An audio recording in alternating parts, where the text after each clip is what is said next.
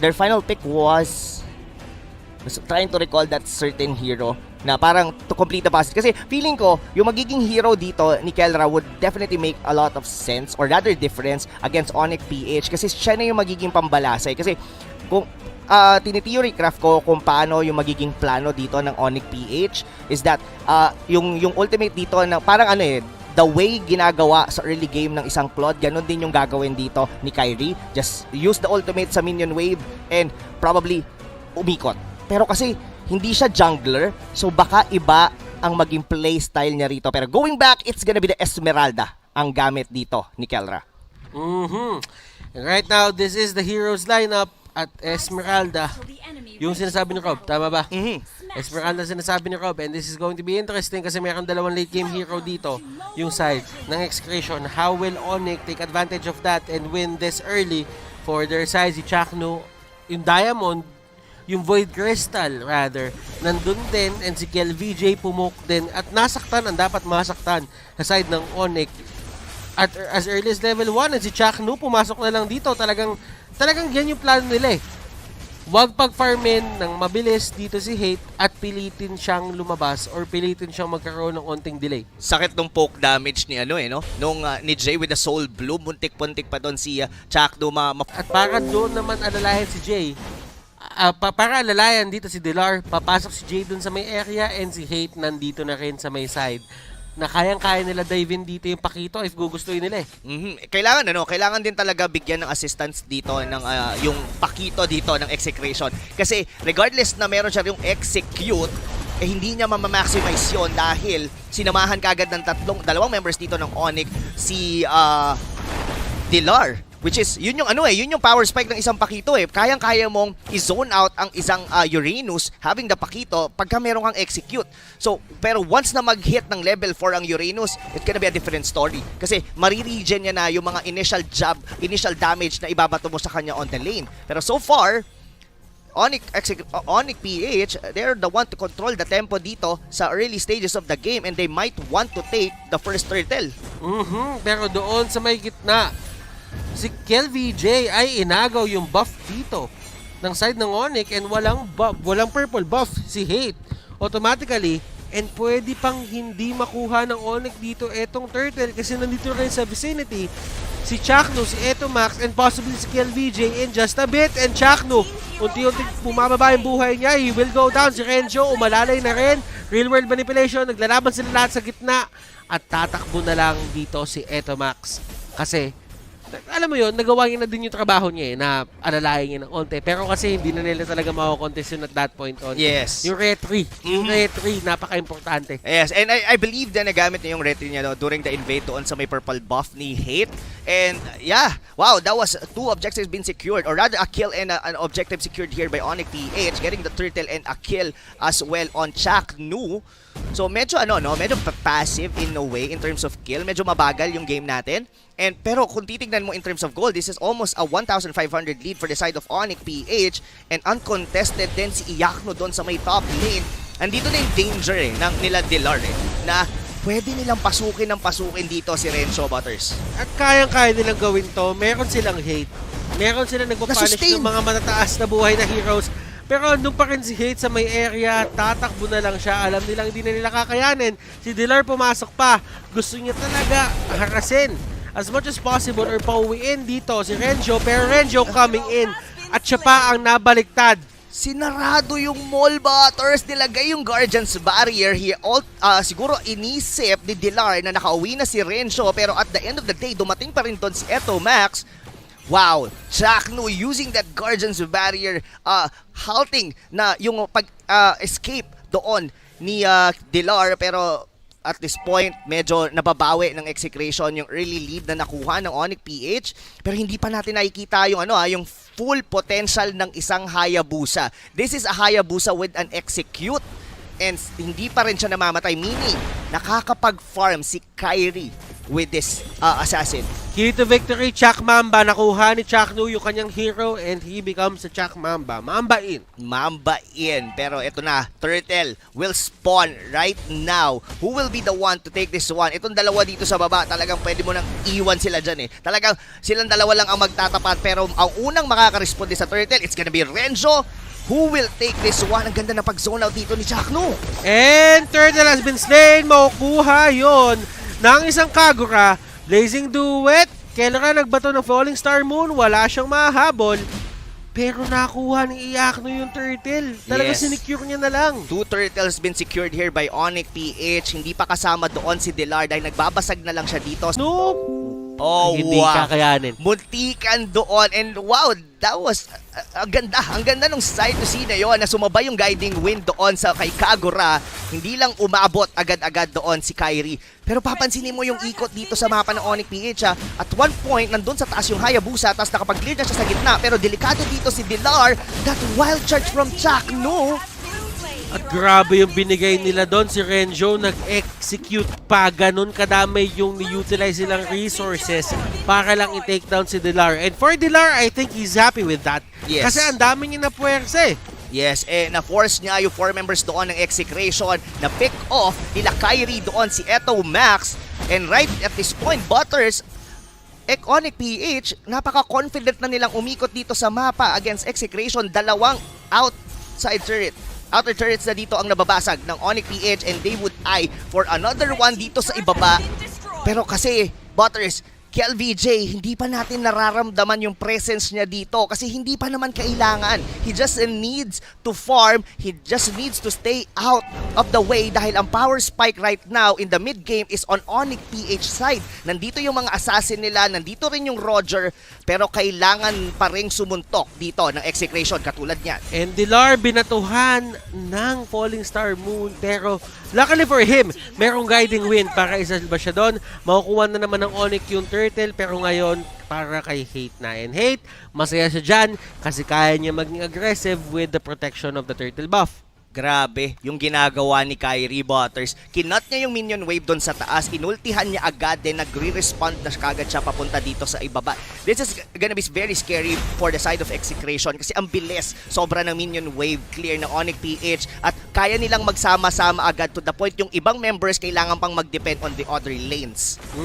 And sila Renzo, na-relegate siya na mag-defend ng taas pero Onic, lahat sila, 5 sila, andito sa may baba. And tignan natin, Renzo, tumatakbo na, papunta dito sa lane na to, dun sa may bottom lane, para kahit paano magbigay suporta sa kanilang, sa kanyang mga team members. Kasi sa totoo lang, it's all about the numbers game at this point. Kapag 3-2 yung score nyo, wala pa talaga nakakuha na lamang ng todo, numbers game pa rin ang nakikita natin dyan. Oh! Pero Iakno!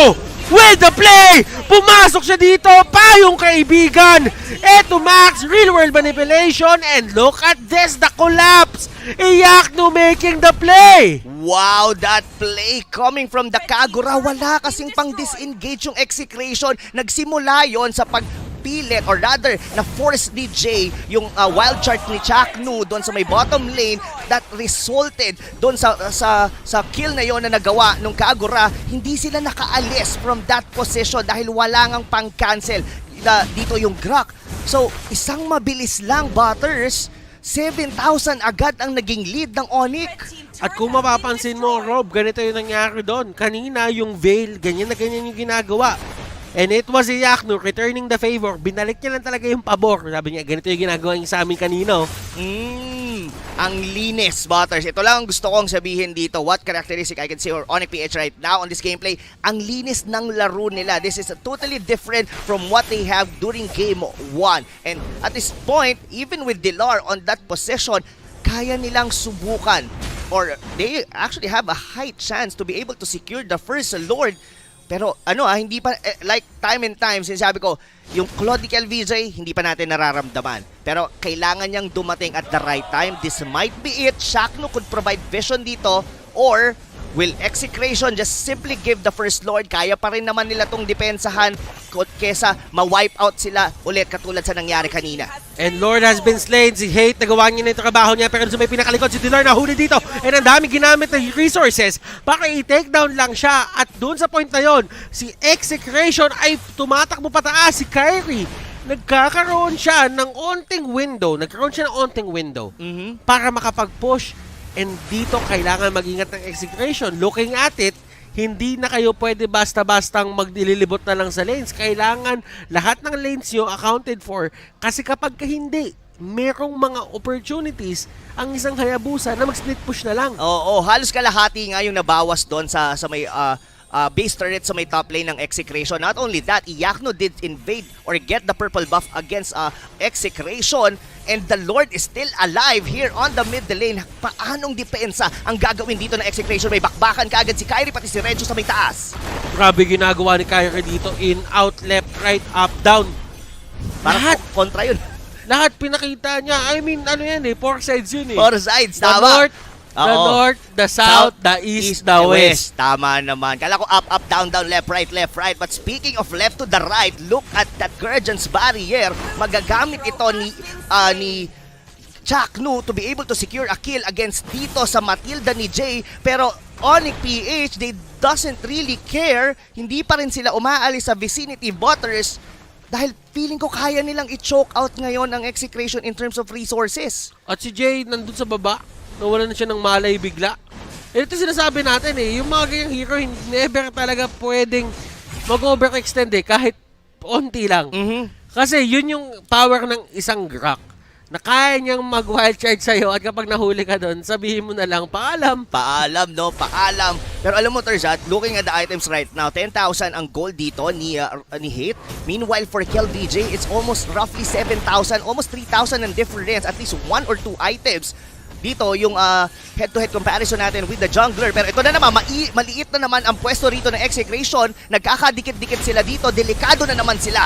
And ito na nga ang ikot ni Kyrie. Kahit si Kyrie pumasok dun sa may gitna para magbato lang ng isang shuriken toss. Kung iisipin mo, no, Butters, parang ang hirap din pala sa posisyon dito ng Execration. Pag nagsama-sama sila, it's good against the ultimate of the Hayabusa, pero it's bad for the ultimate of the Kagura. So parang hindi mo mawari. Kung mag-isolate tayo, pwede tayong ma-pick off dito ni Kyrie. Pag nagsama-sama naman tayo, we are prone doon sa yin-yang overturn dito ng isang Kagura. So what they did doon sa team fight na yon was to fight head on. Unahan nila agad. Real world manipulation, lapag agad dito ni Eto Max. And yun yung kailangan nyo gawin eh. For the side of Execration, space yourself accordingly. Kailangan may good spaces kayo sa isa't isa para hindi kayo maabutan noong yin-yang overturn. Pwede ka naman gawin yun after siguro nung yin-yang overturn na mabato. Pero kasi nandun pa rin yung factor na pwede kang mastan ng isang Kagura eh. Actually, doon ako mas natatakot kesa sa yin-yang eh. Oh my, may flank dito. Pero ito si Hate yung next target. May killing spree ba na magagamit? At may killing spree ka na magpaproc! And KLVJ! Hindi niya kakayanin yung damage. Masyadong mataas! Ito Max ang next target. And Jay will get the kill. Hate! Buhay pa rin! Buhay pa rin, Butters, na na-cancel niya yung damage just by simply dashing, tapos na-sustain niya lahat yon by having that killing spree on the assassin emblem. And right now, 3 members ng Execration ang nawawala at posible nang makabasag ngayon ng base turret ang ONICPH. Nako. Renzo ang next na tutumba. Chaknu and Kelra, the only ones alive. Sama mo na si Kel, sama mo na si Etomax, andito na sila. At Onic, magbaback off na lang sila. And ito yung isa sa mga traits na gusto ko sa Onic na hindi mo makikita usually sa ibang teams. Yung kanilang support at kanilang jungle ay parehong marunong gumamit ng assassin heroes.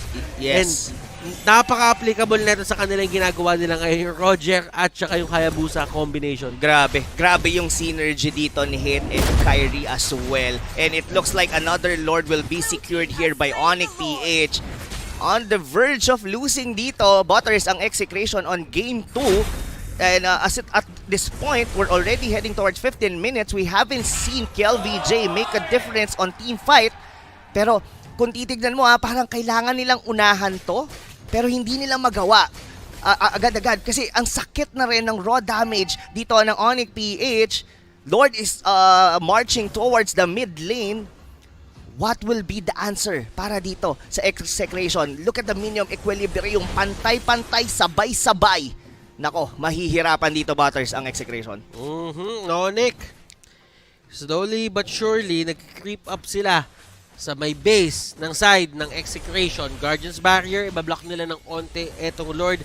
But that only means na dumadami yung minions sa mapaproduce niya as long as hindi siya natutumba agad ng Execration.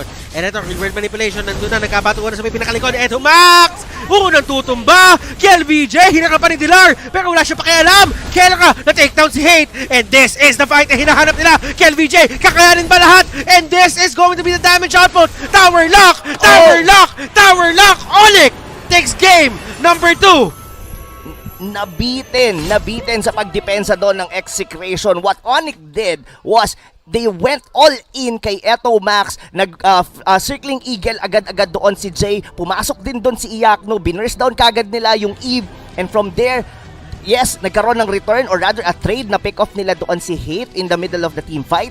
Pero yung Lord, nakadikit doon sa base, hindi na rin enough yung damage dahil nagamit na rin, even the Blazing Duet was used by KLBJ on the backlines dito ng Onic. Wow. That lock doon sa may base na yon. It's all about the resources, and that winning moment is brought to you by Head and Shoulders. And man, oh man, grabe yung pacing nung grabe yung pacing ng game. Kung isipin mo, nung una, lumalaban pa tong side ng Execration. Yes, oo. Kasi nga, meron silang magandang pang-invade. But, Onic, doon pumasok into play yung kanilang double assassin mid. Yeah. Well, not necessarily double assassin mid kasi jungle naman yung isa Pero kung mapapansin mo doon, parang ang dali nila makapunta sa backline. Na ang nangyayari na, si Eto Max, he was set up by Execration na magkaroon ng magandang game.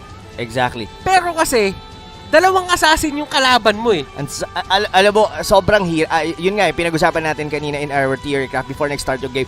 It's gonna be a hard game para dito sa isang Eve. Yes, meron siyang shield, pero yung Hayabusa na yon, that's something. Hindi siya entirely yung talagang pumatay o pumapatay kay Eto Max, pero yung part na ang bilis ng minion wave clear nila, ang bilis nilang na iipit nila most of the time ang Execration, and kadalasan doon sa purple buff nila, doon nagsisimula or nangyayari yung mga teamfight. From the triple kill na nagawa doon ni Hate, and yung isa pa doon yung nasustain niya sa baba, parang from that position, nahirapan na talagang bumawi dito ang Execration. And 1-1, nagpakitaan ng pangil. Ang dalawang teams natin dito, mga kupunan natin, para talagang ipakita na kakayanin nila ang isa't isa. And ganito din nagsimula yung series kagabi ng Omega at ng Aura. So, mukhang 10 games na ata ang kakas ko. Yes. Congratulations, Butters. Pagka ikaw nagkas, pang 9. Pwede, 9 mo. Ako kasi 4 games yung first series Let's go. Let's go. Pero syempre para lahat, para yan sa ating mga manonood, sa mga fans ng MPL, we are doing this. And mind you, Butters, wala pa nga tayo sa halfway dahil ang ating MPL ay hanggang Linggo, 5 araw to. This is the first time in the history of MPL na magkakaroon ng 5 araw. Tapos 2 series with a best of 5. And yung grand finals is best of 7. Wow. Madami pa kayong laro na matutunghayan dito sa MPL. Grabe yung bigayan, grabe yung mga drafts na nakikita natin. And remember, this is a best of 5. Ibang-iba to pagka best of 3. At sabihin sa amin kung ano ba yung pinagkaiba, mas marami ka dapat baon na strategies kapag ikaw ay tumapak ng best of 5. Kasi yung best of 3, 2 panalo mo lang, isip ka 2 strategy o manalo ka ng isa tapos gamitin mo ulit tapos hindi nila ma-figure out talaga. Tapos ka na dun Yep. Pero pag nagawa mo ng 2 beses, usually nagigets na ng team kung ano yung problema. Oo, nakakaisip sila agad ng yung counter for that specific strategy. And yeah, speaking of best of 3, Butters, we're down to a best of 3 dito sa ating ONICPH versus Execration match. And you know what? Grabe yung grabe yung puso. Or grabe yung caliber of play na pinapakita ng mga teams dito sa ating playoffs. Kumbaga, dumarating tayo sa point, Rob, na parang lahat talaga sila nag-aral doon sa 1 week na yun. And 1 week preparation, Yes, malaking factor yun kasi nakapag-practice ka. Pero kung iisipin mo, hindi yun yung pinaka-best amount of time para talaga makapag-adjust ka sa lahat. Pero itong mga players na to, feeling ko may sarili silang training patterns, training regimens na pwede nila talaga gamitin para magpalakas.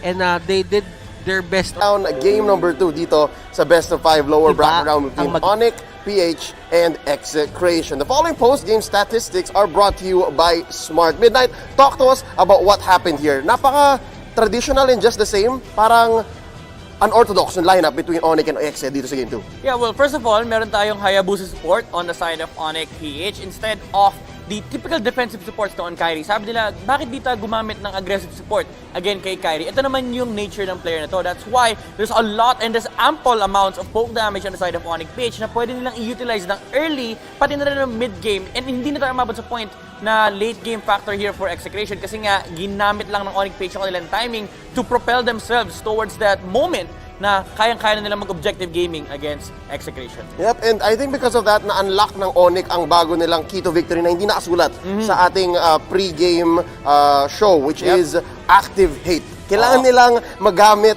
ang natural talents. Si Dilar sa early game. Basically, ang trabaho kasi ni Dilar dito para siyang gravity. Siya yung law of attraction ni Onic-PH. Ako ang pansinin nyo Execration. Huwag niyong pansinin yung Rojek and Hayabusa sa mid lane kasi kailangan nila ma-make sure na pagtapos ng early game, may ample amounts of farm si Roger, pati na rin si Kyrie, para pagdating ng mid game, ayan yung sinasabi nating active hate. Napakaraming poke damage from the gang. And meron ding Kagura. So dito na papasok yung idea na assassin kasi si Roger, no? May pagka-archetype talaga na assassin si Roger. Ang gusto niyang gawin is talunan yung mga heroes na mabababa na yung HP. So basically taga-KS si Hate dito, and that's why it's active Hate. Kasi ang trabaho ni Onic-PH, Hate, ito na yung nung Claude, but there were just a lot of factors that went in favor of Onic-PH. Again, the distraction of Dilar on the early game, pinupuntahan siya ng Execration. So instead of Execration doing moves that Onic-PH should react to, ang nangyayari is na-activate lang yung Roger ng Onic-PH. Yep, and he is our MVP, brought to you by Smart. Si Hate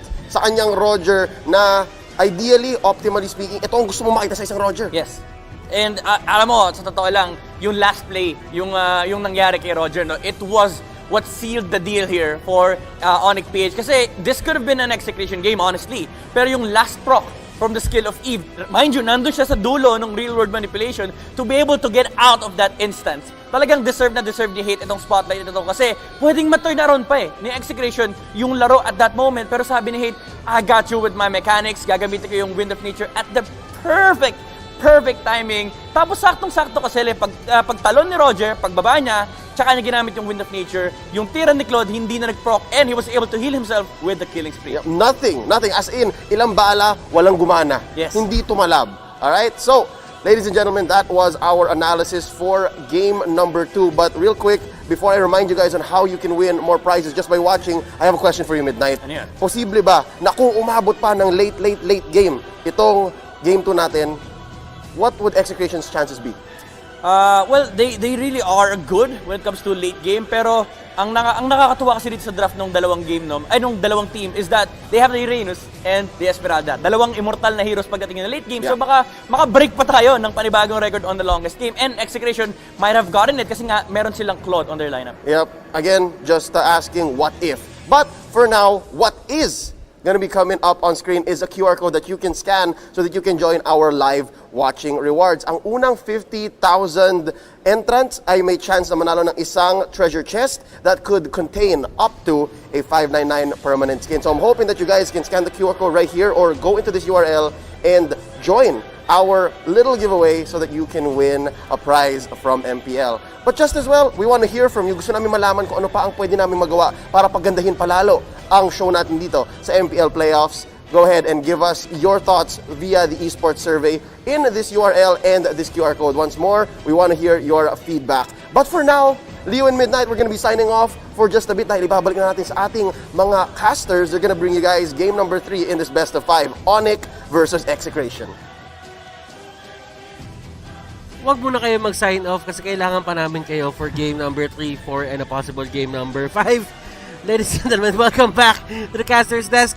Kami pa rin yung mga kasama and Man, oh man, grabe yung mga plays na ginagawa ng mga teams natin and actually not holding back on the punches na pwede nilang gawin.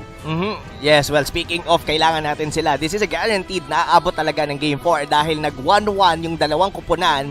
And yeah, I agree with the Butters, rather with the Midnight and as well with Leo. Na kailangan pa natin sila. Na kailangan natin, hindi lang yun. I mean, yung pwedeng ma-prolong talaga yung laro na yun. Kung umabot yun sa point like at 20-minute mark wherein yung Claudical VJ gathered as much items that he needs and as well dun sa Esmeralda, baka nabaliktad pa ng Execration yung laro na yun. Pero there's a lot of things happen during the early to mid-game and it's all in favor talaga with ONICPH. Hindi mo rin masisisi kasi si Kiel kung bakit hindi niya nakuha or hindi napatagal ng Execration laban. Masyadong madaming problema na naka-impose kay Kiel VJ na kinailangan niya na talaga yung suporta ng kanyang mga teammates para maayos yon. Kahit nga si Etomax si Etomax ginagawa niya talaga yung best niya para mag-set ng isang magandang real-world manipulation.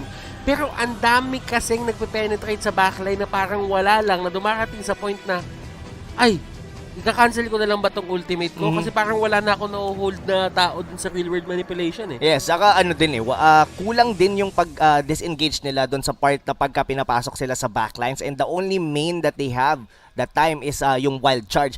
Yung reason kung bakit na triple kill sila ni Hate as nung mid-game was na-force ni Jay nga yung wild charge ni Chakno kasi ginawa niya yung Guardian's Barrier wild charge combo. Kaso na-timingan ni Jay yun with the guiding wind and nag-overstay pa doon, or rather tinambayan pa sila ng ONICPH doon, and yun nga doon natin nakita yung combo ng ultimate dito ni Iyakno with his Kagura. And wow, alam mo Butters, gusto ko na lang makita kaagad yung draft dito sa Game 3 kasi kung nag-adjust ng ganon kabilis from the Digi doon sa Hayabusa na strategy dito ng ONICPH, what will be the strategy na ibabato ngayon ng Execration dahil nandito na ngayon tayo sa drafting phase. And this draft is brought to you by Smart. Ladies and gentlemen, this is going to be something that we really have to look at kung paano ipipace ng Execration yung drafting nila. Na-experience nila na mas maging aggressive yung mga heroes na ginamit dito ni Kyrie. And it's not only about Kyrie. Yes. Kasi si Iyakno naglabas na rin ng alas nung game number 2. Pinakita niya yung playmaking capability niya. Nagkumpul-kumpul yung Execration, nilabas niya yung payong. Ayun. Lahat. Alam mo yung parang kapag ako niya bibili ka sa labas. May fishbowl sa labas. Ginutom ako doon. Diba? Merong malaking doon. Malaking payong. Iba't ibang kulay. May red, blue, green. RBG yun Ganun na ganun. Ganun. Yung RBG payong ng mga binibilang mo sa fishbowl. Nandun sila lahat. Tapos yung Execration nandun. Kuya, magkano po to? Pili ka na lang. Pero yun nga, kidding aside, it's all about the playmaking capability ng side ng Onic. And I do know na meron din naman playmaking capability yung side ng Execration dito. Pero sino ba ang makakuha ng mas better heroes dito sa setup natin ng draft? Exactly. Sa tinitignan ko ngayon, I mean, the Benedetta hindi naging part ng ban ng both of the teams. Well, ONICPH, pwede pa rin naman nilang ginawa ni Chakno kanina and pwede pa kasing gamitin nito, Max. So it's one of the key points or key heroes para sa side ng Execration. Eto na, Benedetta pwede nila kunin. Pwede sila kumuha ng Claude ngayon kasi kanina pa sila Claude ng Claude eh. Totoo yan. And yeah, Benedetta would be the best or well, ano na siya parang sobrang take away na yun pag hindi pa kinuha ng Execration yun kasi automatic kuha yon sa ONICPH. Ako Matilda tsaka Uranus. Matilda Uranus. Pwede actually. Yung Uranus kanina na ni Delar, talagang siya yung pumupunta talaga sa backlines dito ng Execration. And yeah, Matilda could definitely work as well on their favor. That could be another Jace hero. Ang excited ako dito if there is something different na naman with the ONICPH mid. Specifically, though ginamit yun once ni Iyakno pero hindi naging maganda yung outcome. Ako naniniwala kasi ako na kapag kumuha ka ng Cho, ang laki ng freedom mo na wag muna siyang isipin na tank. Oo.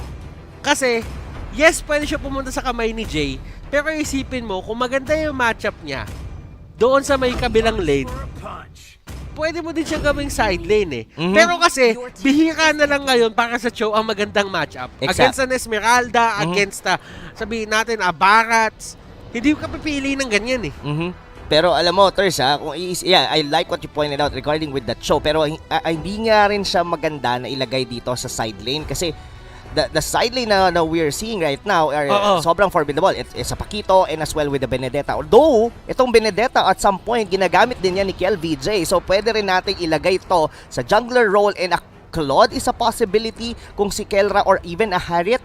Pero yung Chang'o dito, hindi pa pinapansin both of the teams and ONICPH might actually want to take it right now. Actually nga, wala akong Matilda na nakikita dito eh. Parang napakaliit ng binibigay nilang priority sa isang Matilda habang yung ibang teams talagang kapag nakita available Open, yung Matilda, kuha agad. Yung Execration, tingin ko nga Kelra Kelra Lunox na Pwede. Meanwhile, for Onic, itong Kagura na to, Iakno did actually use it earlier. So, it's either Kairi or Iakno will be the one to have this Kagura. So, now, what will be the ban dito ng Onic? And nakikita natin sa hero dito ng Exe, wala pang hero si Chaknu. So, that two bans might actually go in the favor dito sa mga heroes or sa mga comfort picks dito ni Chaknu. That's gonna be probably a Kufra, the Grak, or even, I doubt it's gonna be an Atlas. PNK, wala na rin. So, yeah, what will be the bans dito? Pero, ang pinili nilang ban, that's gonna be an Alice. I think yung tank ni Chakno dito depende sa magiging jungle ng side ng Onic Ayaw muna nila i-pull yung trigger ngayon kasi at the same time, hindi mo pa naman nakikita kung sino talaga yung i-disrupt mo. And alam naman natin yung laro kasi ng Execration, disruptive talaga sila dun sa jungle ng kalaban. Kapag nakita nila pwede nilang pasukin, kuha sila ng Grak, hindi sila magdadalawang isip, kukuha sila ng Popoling Kupa kung kakailanganin talaga. Binanout nila tong Hayabusa, ayaw na nila ng mga ganyang shenanigans kasi nga napakasakit sa ulo at ang hirap hulihin. There is a part of me that pwedeng gamitin pa rin dito ng ng Onic yung ginawa nila before, like the Lapu-Lapu on the mid, probably a Lancelot or a Roger once again for hate. So there's a lot of baka nga sila pa ang gumamit ng Claude dito sa ONICPH. But Harriet will be cancelled, so hindi sila magbaba ng kahit anong hero dito ni Chaknu, pero ang tinarget nila was Kelra. So, like yung sabi mo kanina, itong Lunox na to could also be a Kelra hero at pwedeng mag-adjust accordingly si Eto Max kung ano ang mas kailangan nila on the mid lane. Now, for the side of Onic, ayaw naman, gusto nila respetuhin yung pagiging Lunox player ni Eto Max. So, napapansin natin ngayon na yun yung ginawa nila. But for the side of Execration, tatanggalin nila yung Hayabusa at saka yung Lancelot, kasi naniniwala ako na ang taas na respeto nila sa pwedeng gawin ni Hate. And actually, wala pang hero na nakikita. Wala pang hero dito si Hate sa nakikita natin. Wala pang possible. Wala pang possible pick up talaga ng isang jungler. Pero this time around, they can prioritize it. Or pwede sila kumuha dito ng isa pang mage or probably isa pang tank. Oh wow, kaabang-abang to guys. Ito sa nakikita natin ngayon, this might be, pwede mo nga i-reference dito yung mga recent match nila on the regular season kasi this is the hero that we're used to see on both of the teams. Wala dito mga cheese pick katulad na nangyari ng Game 1, ng Game 2 na mayroon tayong Veil on Game 1, may Hayabusa on the mid. But ONICPH will be probably locking in a Granger. So, if this is definitely that's a Granger na jungler, ano ang i-prepare nila dito? And that might be, and ito na nga, parang ito na yung pinakagitna natin sa, I was thinking, so ano ang posibleng maging hero dito ni Iakno if this Kagura will be, kumbaga, kung ang gagamit niyan ay si Kairi? Ako naniniwala ako, possible possible Iakno side lane na tong Kagura. Tapos si Jay na lang yung kailangan, si Kairi yung kailangan pa nila kuhaan ng hero. Pero kasi it all depends kung ano yung kukunin ng Execration Ito na nga sinasabi natin, hindi mababa, hindi priority yung hero masyado ni Chaknu. Kasi kahit anong paggamit mo kay Chaknu, okay lang siya. Kailangan mo lang siya set upan ng tama. Totoo yan. And looking at the heroes dito na pinik ng Execration, ang sakit. This is an early to mid-game centric type of lineup na pagka nag-scale or rather nag-snowball, it would make a lot of difference against ONICPH. Granger, yes, it's good. It could scale definitely on early to mid.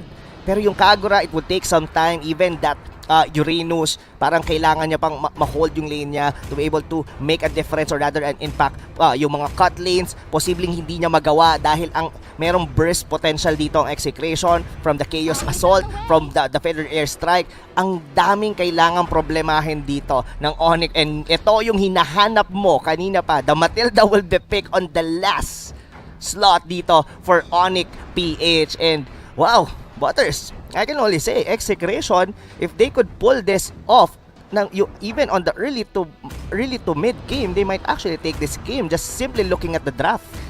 Looking at the draft, they have enough protection for the side of Onic, pero kasi yung side ng Execration meron Lunox. They have to really look out for this Lunox.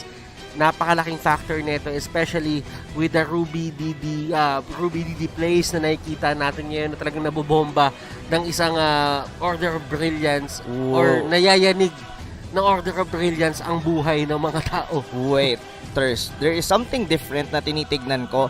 Parang, I really thought. So that show will be used by Iyaknu. Okay, so Okay. it's all about the matchups. And nakikita naman natin dito, it is going to be KLVJ doon sa may Benedetta. And tignan natin kung paano nila lalaruin to. This is interesting kasi these teams are showing us na kung ano man yung pattern na nakita natin ng regular season, get that out of the window. Wala na tayo iniisip dyan. Nag-iba na kami. New year, new season, new playoffs, new me. New me! Yeah, gusto ko yan, Butters. Pero right now, I'm really leaning towards dito with Execration just by simply looking at their draft. Gusto kong makita kung paano ininegate dito yung early aggression na pwedeng ibato. Kasi once the heroes dito ng Execration hits level 4, Kelra, eto Max, parang even in terms of minion wave clear, parang ang bilis nilang umikot all around the map. Given that this Farsa, mag-wings by wings yan, papunta sa baba, sa taas, tapos clear lang sa gitna. And yeah, we all know na from that position, mapapa-react na. Pero going back, eto so medyo in terms of poke damage, even Execration, sila yung mas may advantage. Pero hindi rin pwedeng maliitin dito na Execration yung late game capability dito ng ONICPH. And Hate and Jay with the Matilda, baka sila pa ang unang makakuha ng pick-off. And this show might actually make a difference kasi kaya niya na pagbura kagad ng isang mage on the side of Execration, particularly itong Farsa. And ang ganda ng rotation na ginawa ng Onic doon sa taas. Kinuha nila si Renjo at napapansin nila si KLVJ nandito sa baba. Si Iyaknu, tinatry lang kontrolin yung lane as much as possible. Pero alam din ni Iyaknu dito na isang misstep niya lang at kung pagka pinilit niya pang kontrolin, yung minion wave na yan, tutumba siya. Especially now, level 4 na ang isang Lunox ni Kelra. Yes. Well, nagkaroon ng isang kill doon yung ONICPH. Ang naging trade naman doon ng Execration was getting the energy shield doon sa may bottom lane. And it looks like eto Max, it's level 4. Jay, naparetri si KLVJ and they would take the kill. And wow, may bawi agad dito ang Execration. And the Execration, utilizing yung kanila Feathered Airstrike, napakagandang move nun. Ito na nga yung sinasabi natin, Rob, the mobility.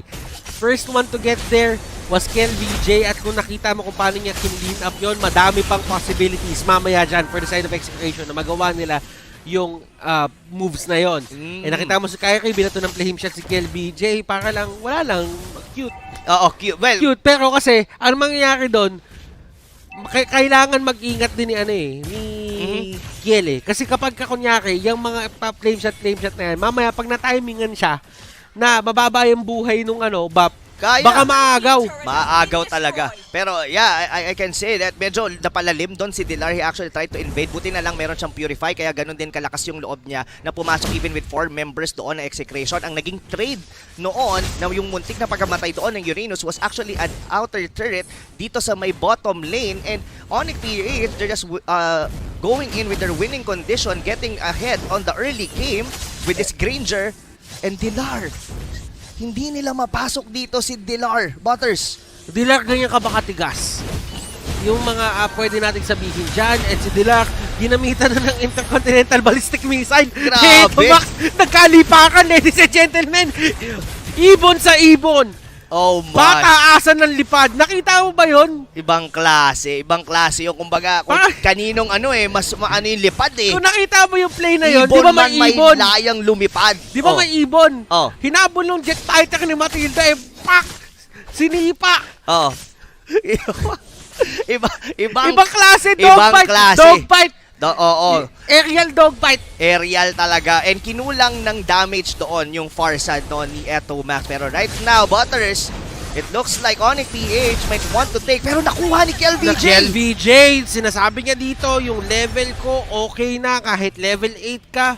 Yung retribution ko, mas on point! Iyakno! Sinipa si Chakno, pero Chakno meron siyang flicker and proper usage! At nagkakadodge sila dito ng mga ultimate! Oh wow, hindi lang yun yung na-dodge niya. Even the flame shot coming from Kyrie, hindi rin tumama kay Chakno. Wow, what a perfect flicker. Pabalik ng Torre, kaya naiba yung posisyon doon ng sipa ni Iyakno. Pero right now, hindi pa rin tapos ang problema ng Execration Butters as might be, nagkaroon silang misplay sa gitna. Pero hindi pa rin natin maikakaila na basag na yung dalawang outer turrets nila sa taas at ibaba.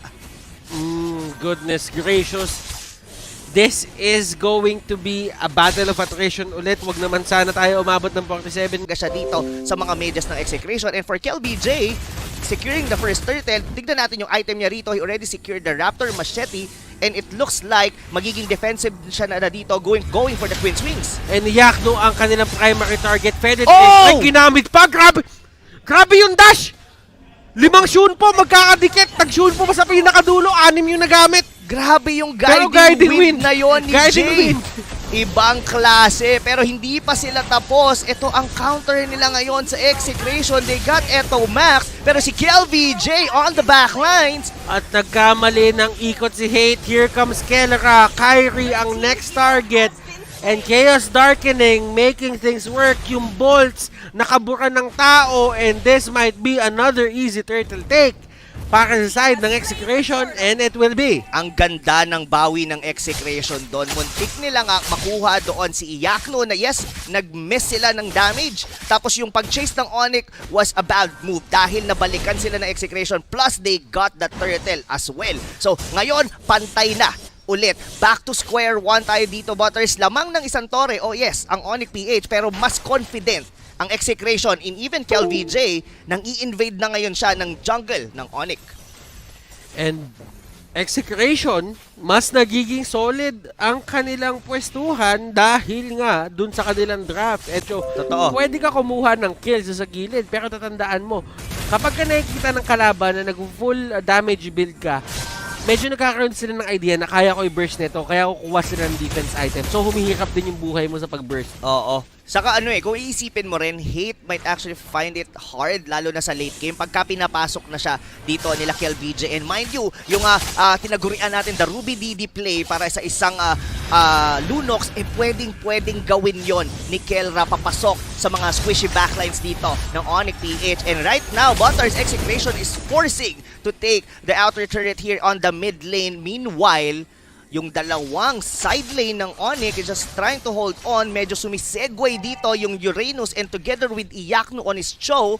Parang ngayon, nasa waiting game tayo eh. Ang tanong dito, Butters, will Execration react sa mga segue na gustong gawin dito ng ONICPH? Yes, they would have to, pero alam mo, ginawa ni Renzo, kinat niya yung wave tapos pabalik na siya doon sa may turtle side.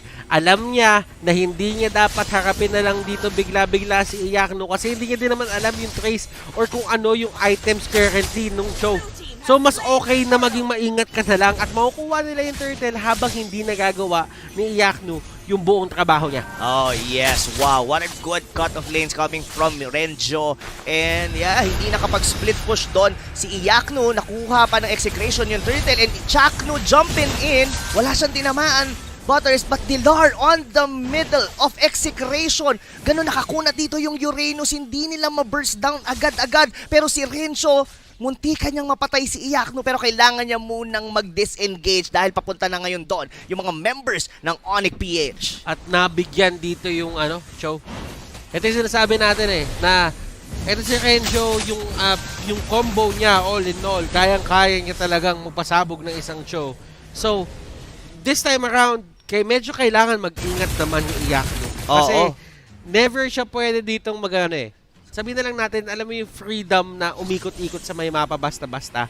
Kasi that time, walang KLVJ na malapit na magda-dash in, dash out para habulin ka. Saka Butters, tignan mo yung abang nila Chakno Oo and nga eh. Kelra doon sa may top. Once na lumabas yung show na yan, they could potentially, pero maingat. Maingat si Kuya mo Iyakno. Wow! Chakno with the plays! And hindi magandang timing yun, Butters, dahil in 5 seconds, pa-respawn na yung Lord. Walang jungler ang Onic for the next 20 seconds. And it looks like Execration might want to take the Lord right now. Kuya mo, J-Lord, mawawala para doon sa pag-take ng Lord and Execration. Right now, gusto talaga nilang kunin na to. This is the right time for them to do it, pero kailangan nila din mag-proceed with caution. Tingnan mo si Jay, napakaingat. At tingnan mo yung ginagawa ni Chakno, nag-stretching lang siya doon sa damo. Yes, well, I like the discipline here from Execration. Yes, lamang sila doon sa man advantage, or rather manpower, dahil that's gonna be a 4v5 dahil wala doon si Hate, pero that's only 20 seconds. And if hindi nila ma-burst down agad-agad yung Lord, mas magiging mahirap yun dahil baka makomeback pa sila ng Onic. But Dilar will get bursted down by Eto Max. And Dilar will be the next one down para sa side ng Onic. Nabuhay nga dito si Jay or si Hate. Pero kulang pa rin sila eh. Pero ngayon mas mahirap to eh. Sabihin na natin jungler ay buhay dito para sa side ng Onic, pero nawalan naman sila ng front line. Yung tanke nila, yung pseudo tank nila nawala, and yun nga yung pinakamalaking bagay na kailangan nila bantayan, and this is going to be the easiest Lord for this game para sa side ng Execration. Kasi nga, hindi pa talaga fit lumaban at mag-contest ang side ng Onic, and si Iyakno na naman mas yung naging casualty for the side of Onic. Mas naging confident yung Execration taking that Lord compare sa walang jungler kesa sa walang tanker. So, yeah. Tapos, ang nangyari pa, napitas pa si Iyakno doon sa may top lane. And, wow, Execration, binabalik nila yung favor doon sa early snowball na nangyari doon sa ONICPH during Game 2. Sila naman ngayon ang nagsusnowball dito sa laro na to. And looking at the items, even the Benedetta of KLVJ doesn't really require na mag-build ng mga tanky items. Going for the BOD, Bloodless Act, ngayon pa lang nga siya mag-build ng defensive item. That's one of the reason kung bakit nasasaktan talaga ang mga members dito ng ONICPH with this Benedetta, and not to mention yung mga damage potential ng mga magic users ng Execration. And in top lane, itong Torre dito, basag na kasama ang Lord. And ang ganda na pinapakita ni Eto Max, yung kanya mga Predator Airstrike, ang daming taong napupush back, and look at this Execration.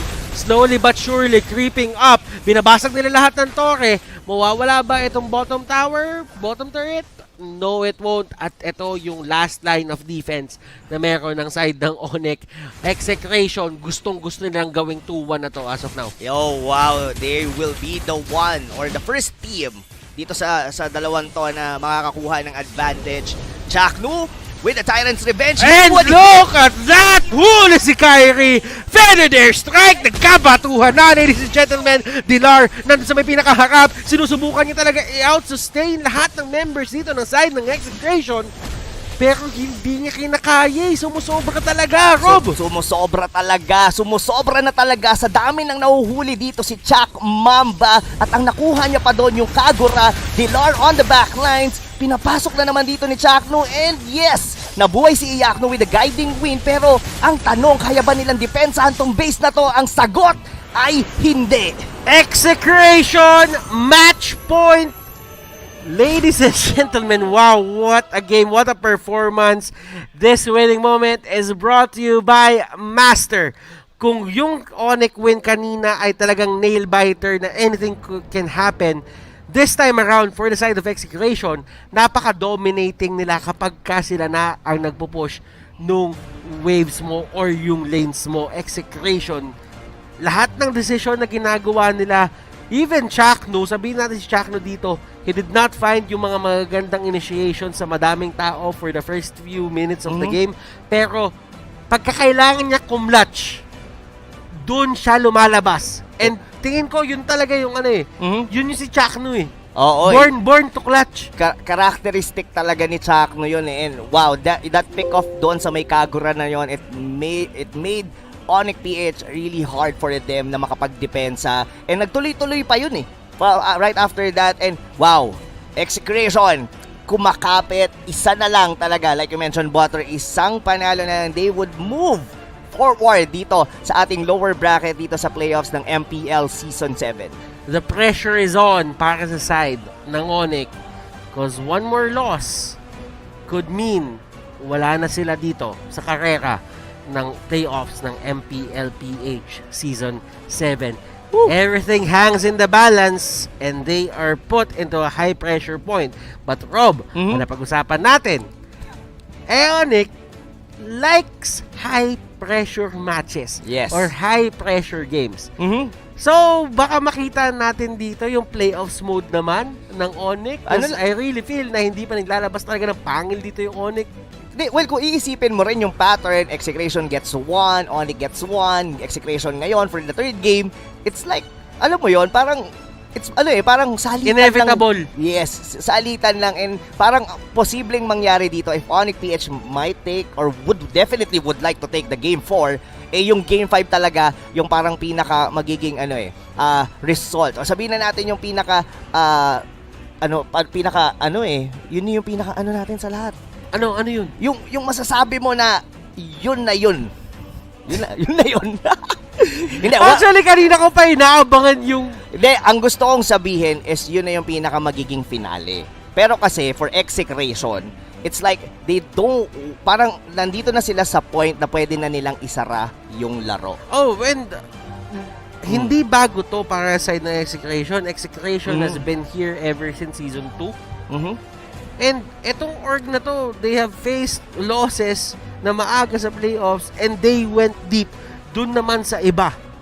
So this isn't uncharted territory for them and they really know how to close this. Actually, kahit yung Onic nga din. Oo, oh my, mga kaibigan, magkapit B6 specifically sa mga fans ng ONICPH, kailangan na nila ng energy ball nyo dahil Execration, they're coming out strong talaga dito sa series na to.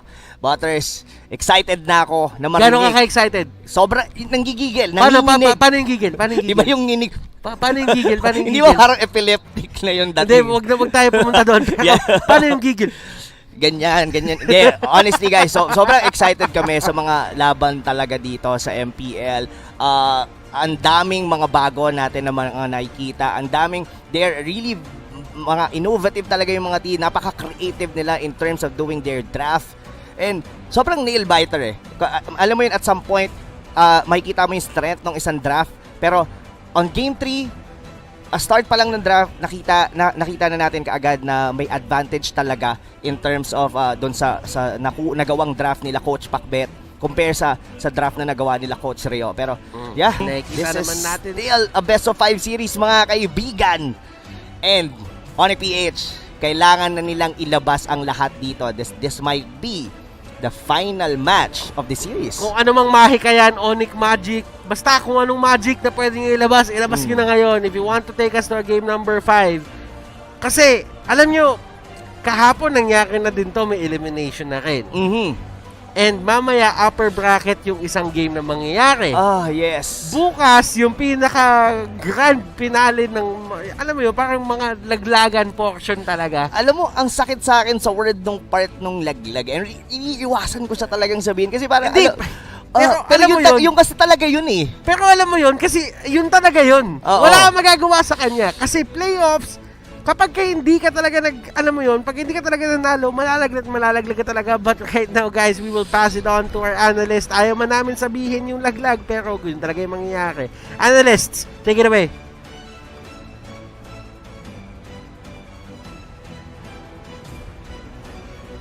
Mamba forever. Execration takes game number 3 in this grueling best of 5.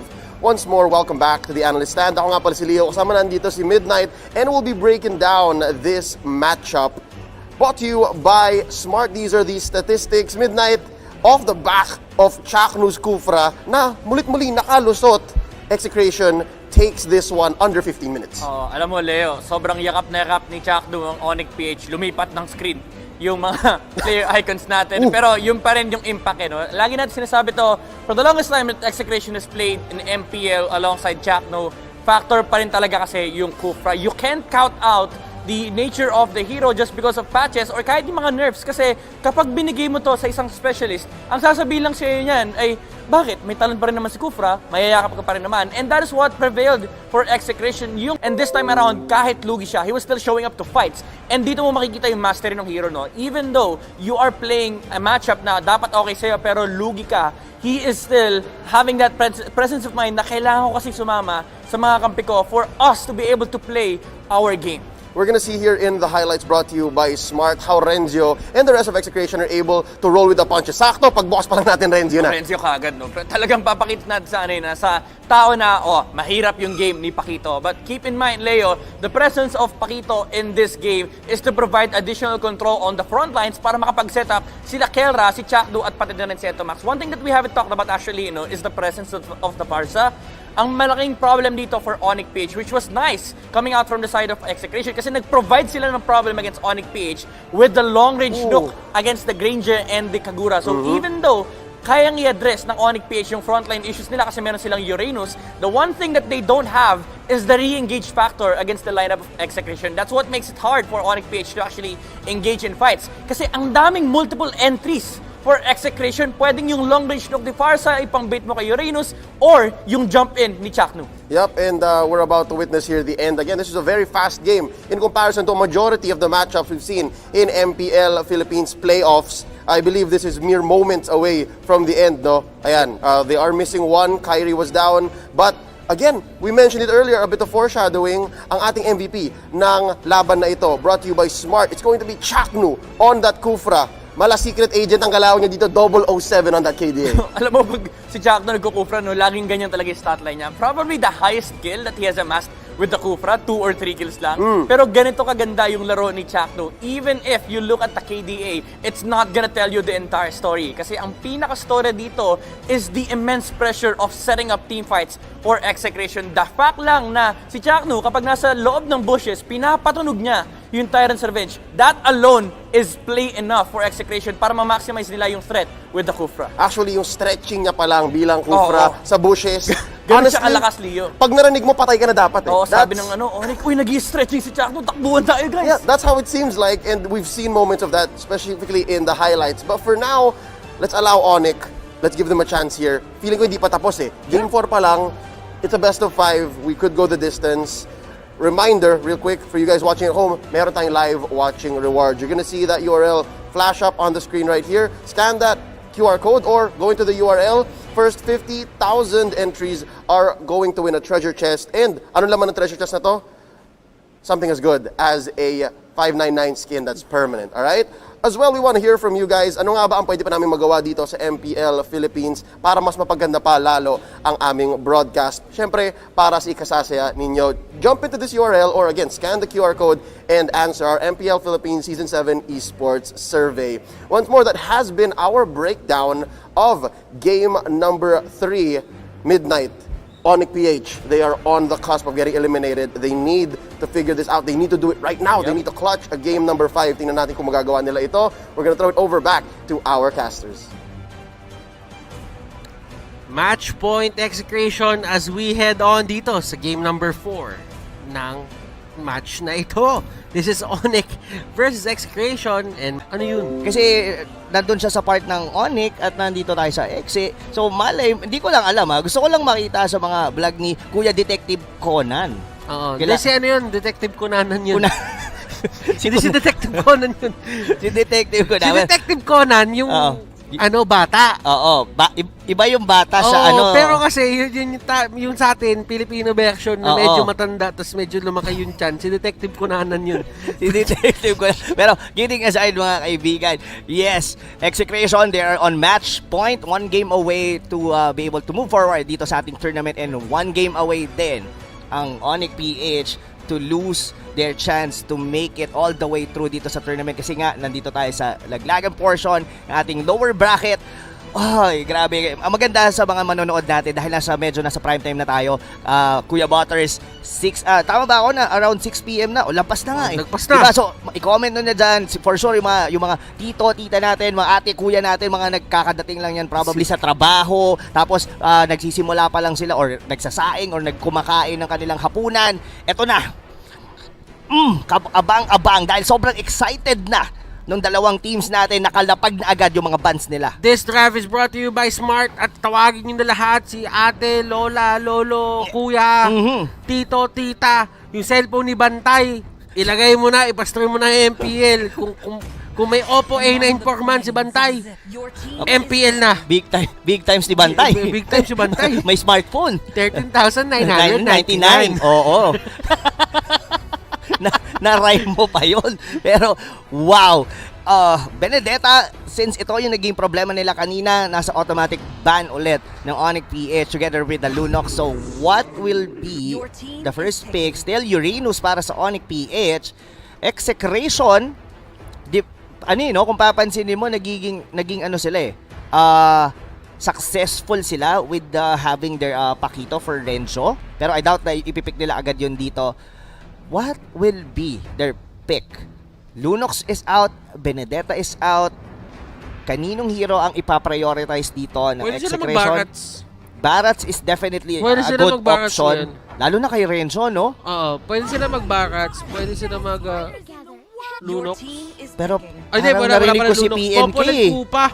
Oo. Well, ito din yung same pattern na ginawa nila nung game number 1. So this is actually not as surprising as we thought it would be. Pero yung second pick, yun yung inaantay natin kung ano nga ba yung nakaplano nila. It's a Chang-O. Oh, wow.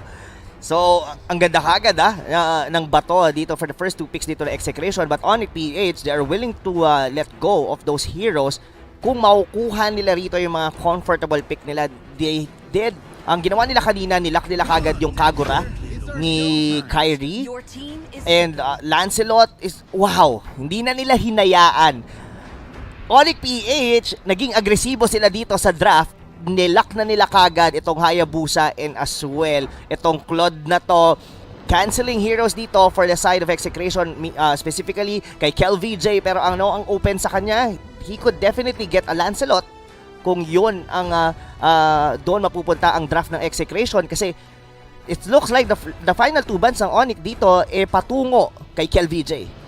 And let us see for the side of Execration. Inubusan na sila ng junglers. Inubusan na sila. Kailangan nila pumikap ngayon. Granger ata ang gusto nilang ipagamit.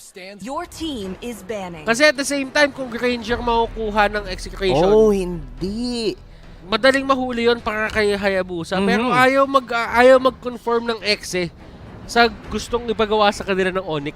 Exactly. Ang ginawa nila, kuha tayo ng Cho. And itong Cho na to for Execration, this might be a Chaknu hero. And if ever the jungle for Execration, they could, Granger would still be a possibility. I'm leaning towards like it's either a YSS or even a Roger para kay KelVJ. Since, well, Lancelot is still open, pero it might be a part of the ban dito na Onic.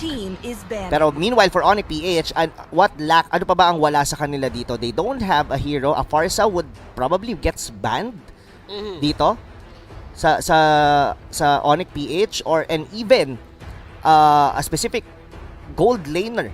Kasi ang Alice hindi pa ban dito yung Alice, pero hindi siya maganda in terms of balance. Hindi siya maganda. Oo. Hindi siya maganda ngayon. Pero a Harit, actually hindi na rin masyado ng, alam mo kung meron ka na kasing Claude at meron ka na din kasing isang Hayabusa, parang in terms of damage, okay ka na Pwede ka maglagay na lang ng Farsa to be able to burst out in terms of magic damage. Pero what would you want para sa side ng ONICPH dito is something like a sustainability or something that could work on the early game para sumabay dito sa Execration. Ito, tignan mo, yung Onic ko, tinatanggal nila yung Lance. Tingin ko yung 5th ban nila, it's going to be another jungler. Yes. Kasi pinipilit talaga nila mag-Ranger dito. Feeling ko pinipilit talaga nila yung Exe mag-Ranger. Mag-Ranger. Kasi napakadaling hulihin nun para sa kanila Or, YSS could also be an option for KelVJ.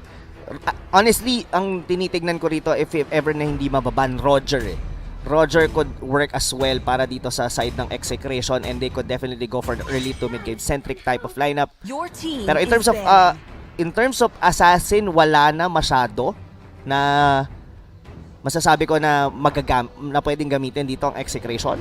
Since Benedetta is out, Hayabusa has been taken by Onic. Even Ling is out. Your team is picking. Medyo nagiging mabilis ha. So Onic, banning the Pakito, respecting Renjo. Pero yung sinabi mo kanina, yung Barats, hindi pa pinapansin dito ng ONICPH, and this might be... Kailangan pa ba nila ng pang-stall? Yun yung tanong eh. Kasi ang dami mo ng pang-stall. Meron ka ng Chang'e. Yes. Meron ka ng Chang'o.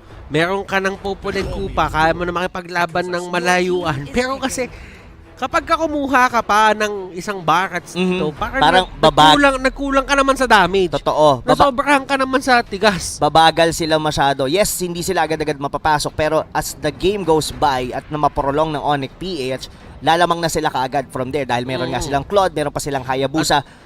Farsa is a good pick dito for Onic if they would like to move towards the early to mid-game burst. And eto masaya pa rin dito yung Onic kasi nga marksman yung kinuha. Kasi meron silang assassin na kaya hanapin yan anytime, any place.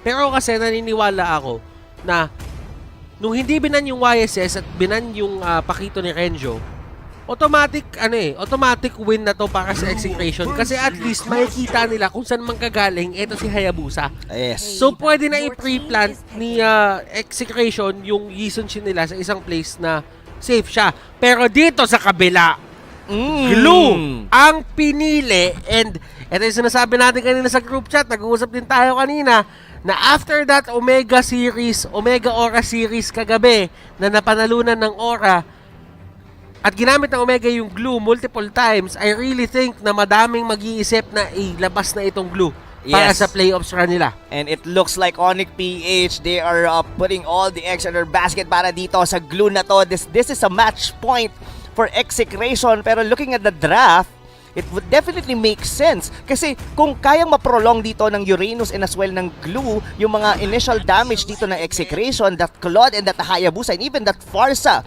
kayang-kaya nilang tunawin dito ang mga members dito ng Execration. Pero still, Barats would be the final pick dito ng Execration. At naging dalawa si Chang'o. Hindi yan, ano yan? Cho. Yes. Just, so, Chang'o, eto Max, Cho si Kelera. yes. So, side lane Cho. And, magiging maganda to kasi kung isipin mo, ang mga pwede namang maging matchup dito is Iyaknu, Hayabusa, Cho ni Kelera. So, pwede sila mag-meet dun sa may gitna mag-knock up sila isa-isa, and hindi naman sustain hero na sobrang hirap patayin yung kalaban ng isang Cho sa side lane. So, these are the matchups na parang pumapabor sa isang Cho, at tingin ko, ang ganda ng drafting prowess na pinakita dito nila Pakbet and ng Execration na parang dumating tayo sa point na bigla sila naglabas ng isang Cho. Si Cho ba si Eto Max? Teka lang, tingnan natin. Medyo kakaiba. Medyo kakaiba yung naging setup Kakaibabe ang galawan dito ng Execration. Yes, ito na. Yung Okay. makikita. Eto, Max would be the one to use with the high-end drive. So, ibig sabihin din dito, ang ginawa din nila, teka lang, tapon natin yung kaninang analysis, hindi pala si Kelera. Ayun na, natapon na natin. Nasa labas na. So ngayon, nag-take na sila ng page dun sa ginawa ng Onic nung game number 2. Yung may Hayabusa, meron din silang isang fighter dito na slash assassin na kaya malipa dun sa backline. Ipang sasabay talaga nila. Medyo kakapusin din kasi talaga sila ng damage if they only gonna rely on the YSS of KelVJ. I like that Chaknu na sinasamahan niya dito si Kelra sa may top lane hanggang sa mag-level 4 siya. Pero hindi yata alam to ni Kyrie going all in. Pero yeah, so bibibihin muna dito ni Chaknu itong si Kelra to the point na magkaroon siya ng meteor shower. Hindi naman din kailangan nilang sumabay agad dito sa YSS ni Hate. So masasabi ko dito, Butters, medyo magiging passive a little bit dito yung laro natin up until the first turtle. And looking at the items, wow, this Barats, magsistay lang talaga yan dyan sa bottom lane together with that Uranus. So balikan natin yung Season 3 ng MPL. Sabihin lang natin na hindi po talaga nag-start si Eto Max dyan sa may mage mid support lane na nakikita nyo ngayon. Dati pong side laner si Eto Max. Exactly. So, yung nakikita nyo sa kanya ngayon na Eto Max Cho na naka-high-end dry, ito yung mga heroes na inabutan niya nung nag-side din siya. And may time din na si Eto Max is nagma-marksman. May mga games ako naalala sa kanya na ang gamit niya is carry. Martis God dati ito Oo.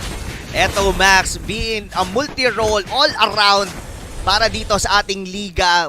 Pero alam mo kasi, si Eto Max, tinagurian, para ang dami niya na kasi talagang napatunayan dito sa MPL. Pero speaking of napatunayan, etong show na to, gusto ko talagang makita kung paano ma-maximize ng Execration. Feeling ko, kapag naglaro tayo, gawin natin to eh. Pwede pwede. Oo, Pero yung show ni Manjin. Oy! Kailan ka dito? Trigonometry strike.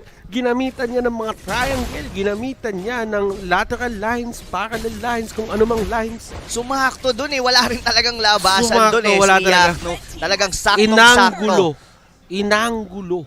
Yes, and not only that, not only getting the kill, na secure pa ng Execration yung first turtle, though, Kyrie dito, level 4, being able to shove the way dito sa may mid lane. So far, Execration are doing well with this, sabihin na natin, quirky lineup. Medyo kakaibabe na naka-high and dry dito yung Cho sa gitna. And yes, this answers the lack of damage dito ng Execration, specifically on the early to mid game. And eto, Mountain Shocker, pinapakita nila yung lahat and pinipihit dito ni KLVJ just to get a bit of information para sa side ng Exe. Onic on the other hand, ang pinaka ginagawa nila dito is nagwa-brush play sila. And dito talaga magkakaroon ng difference eh. Kasi si Jay gumamit siya ng bagong tank ngayon, level 3 na siya.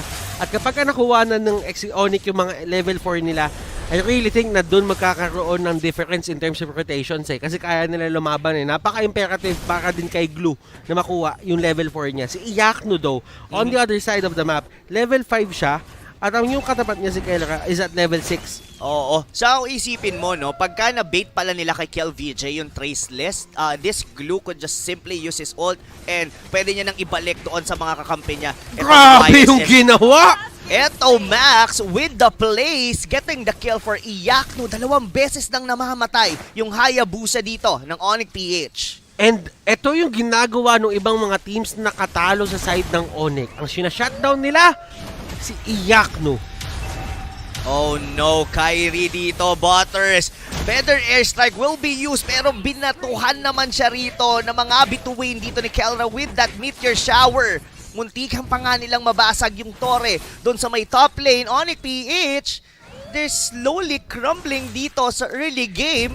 Pero hindi naman sila nagka-crumble ng todo-todo. Remember, late game centric ang ginagawa dito ng side ng Onic. Agree. Meron silang Claude, meron silang Hayabusa. Na if ever ma-stall lang nila ng game, pwede pa. Pero yung Execration dito, non-stop action kung saan-saan na sila pumapasok. Grabe yung pag-abang doon nila eto Max. Naglakad sa patibong si Kyrie, face-checking that brush. Hindi niya in-expect talaga na may tao doon sa may purple buff nila na malapit. And it looks like Execration getting the things they need. Itong Torres sa may taas, mukhang isi-secure na rin ng Execration. Iyakno once again. Chakno! For the very first time, nakakita tayo ng mga TP! Actually, nagtitipi naman si Jackno, pero alam mo, nandito si Jay, pumasok siya dun sa may gitna, pero hindi niya kinakaya. Grabe yung budbud nung seasoning. Grabe. Pwede mo na pretuhin mamaya yung mga nakakalaban ni Kelra. Grabe talaga dito. Execration, this might be one of the easiest games that they might have here on the playoffs. As of this moment, 4-0, pero yung lead nila, Butters, yun yung pinakamahalaga. It's almost 4,000 as well. And kung papansinin mo yung mga tore ng Execration, halos hindi makadikit or makalapit ang mga members ng ONICPH. KLVJ, on the other hand, slowly but surely nagpipace ang kanyang Jay! farming dito, pero look at this, whether there's strike, Kyrie with the play. Eto Max, nahuli ni Jay. Uranus dito will get the show. Yun na yung ganti ng api. Muntik nilang ma-burst down doon yung Glue, pero makapit, malagkit. Tinalunan agad yung ulo doon ni Eto Max. And yeah, sabi mo nga, Butters, late game centric ang ONICPH. Kailangan lang nilang pahintuin bahagya ang aggression ng Execration. But for Execration, kailangan lang nilang ituloy-tuloy to. Kailangan nilang mapunta sa corner ang mga they going head on dito sa turtle. And alam nila na hindi magko-contest ang ONICPH. Looking at the map, nag-isolate na lang sila. They're not taking fights against Execration dahil alam nila na at this point hindi pa nila kaya. They just want to get gold. They just want to get more items and be ready sa late game. And Dilar, nakikita mo kung paano yung pwestuhan niya, ginamit yung feathered airstrike at dun din dumaan si Dilar para kahit paano ay mapilitan yung Execration na wag nang ituloy yung chase na ginagawa sa kanya. Ang ginagawa dito ng Onic, Ano ginagawa nila? Hino-hold na lang nila itong outer turret dito sa may gitna para hindi sila masyadong maipit dito ng Execration. Pero on the top lane, Jay kumapit kay Chaknu. At nakikita mo, grabe yung panlalaban dito ni Chakno doon sa may pinakalikod. Dilar is the next target. Pero grabe, yung kanyang radiance, yung passive niya dito, talagang kumukuha lang siya ng stacks. Tapos nakukuha niya yung regen. Pero sabi ni Chakno dito, kanina niyo pa ako hinape. Naku, nasipa siya, high and dry. And that will be hit for Chakno. Matitake down na naman siya. And doon sa time Rob, na nakahanap siya ng opening para makakuha ng kill and mabuild niya yung confidence niya, na-punish na naman siya ng side ng Exe. With the help of Eto Max, Way of Dragon, hindi rin umabot doon yung Feather Airstrike kay Kyrie. And looking at the items ngayon mga kaibigan, well, Yaknu, sabihin na natin, nagkaroon siya ng 3 kills dito sa mid-game. Buo naman na yung item niya with the Hepta C going towards the Blade or the BOD. Pero so far, ang pinakamayaman dito sa mismong laro natin definitely is still KLVJ already locking in with the BOD as well. And Chakno, masyado atang malalim ang kanya napuntahan and dinala siya sa bootcamp ng Onic. Kailangan nilang maging maingat doon sa pagkapit ni Jay kasi pwede silang ibalik doon sa mismong team fight. So ang ginagawa ngayon dito ng ONICPH, they're just simply isolating Execration, trying to force a reaction para sa kanila, and from there, they could definitely just use the ultimate coming from the glue, ibalik kung sino man yung naka-isolate na members ng Execration and burst it from there. Iyakno, medyo may bawi na siya dito sa top lane, nakakakuha, nakakabasag na ngayon dito ang Onic. Pero an unfortunate kill para kay Hate doon sa gitna. Napakaganda ng rotations na ginagawa dito ng Execration. Every time na merong sagot yung Onic, every time na may makukuha yung Onic, lagi silang may sagot pabalik. Si Didar, humaharap dito sa lahat. KLVJ, napakatapang dito. Sinalo niya yung damage output na meron dito. Yung Uranus. Pero wala pa rin eh. Hindi takot si KLVJ. Alam ni KLVJ na nasa magandang pwesto siya ngayon in terms of items. Exactly. Pero 3 members lang ng Execration dito, Butters, ang sa Lord Pit. Papunta pa lang dito sila, Eto, Max. Pero sino ba ang wala pa rito si Hate? Medyo malayo. Eto na! Si KLVJ. Oh! Parang Kyrie! Doon sa may likod! Feathered airstrike! Mapipigilan ni Eto Max. Dilar, unti-unting humahabol, pero hindi niya na itutuloy. Eto Max, gusto talaga makipagsuntuan dito. High and dry, doing its work. Jay, nandun sa may harap, nag-ultimate na siya dito. Mainit-init ang binibigay nila. Hate, papasok ba siya ng Blazing Duet? I think not, pero si Dilar, right at this point with a 5,000 lead, Execration with the Lord, they could definitely choke out all the resources. Tignan mo ngayon dito in terms of win rate percentage. Execration with the whooping 63.9%. at alam mo ba, sa sobrang tagal nung laban na naganap, na takedown na naiyak no yung Lord. Oh, wow. Lumabas na yung Lord. Ganon. Dumaan lang, pinakita doon sa lower right side na ang screen natin. Binangga na agad ni Iyak. Ang tagal kasi talaga ng laban. It was an extended team fight.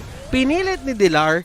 And nung point na lumabas dito bigla yung Lord, hindi na siya nabackupan ng Execration. Exactly. Pero, well, it's still a win para sa Execration. Look at Jay tanking all the damage coming from Kelra. Napilitan na mag-flicker out as well. Pero si Dilar habol pa rito sa mga members ng Execration. Renzo trying to look kung meron siyang makakain with the Detonas. Welcome.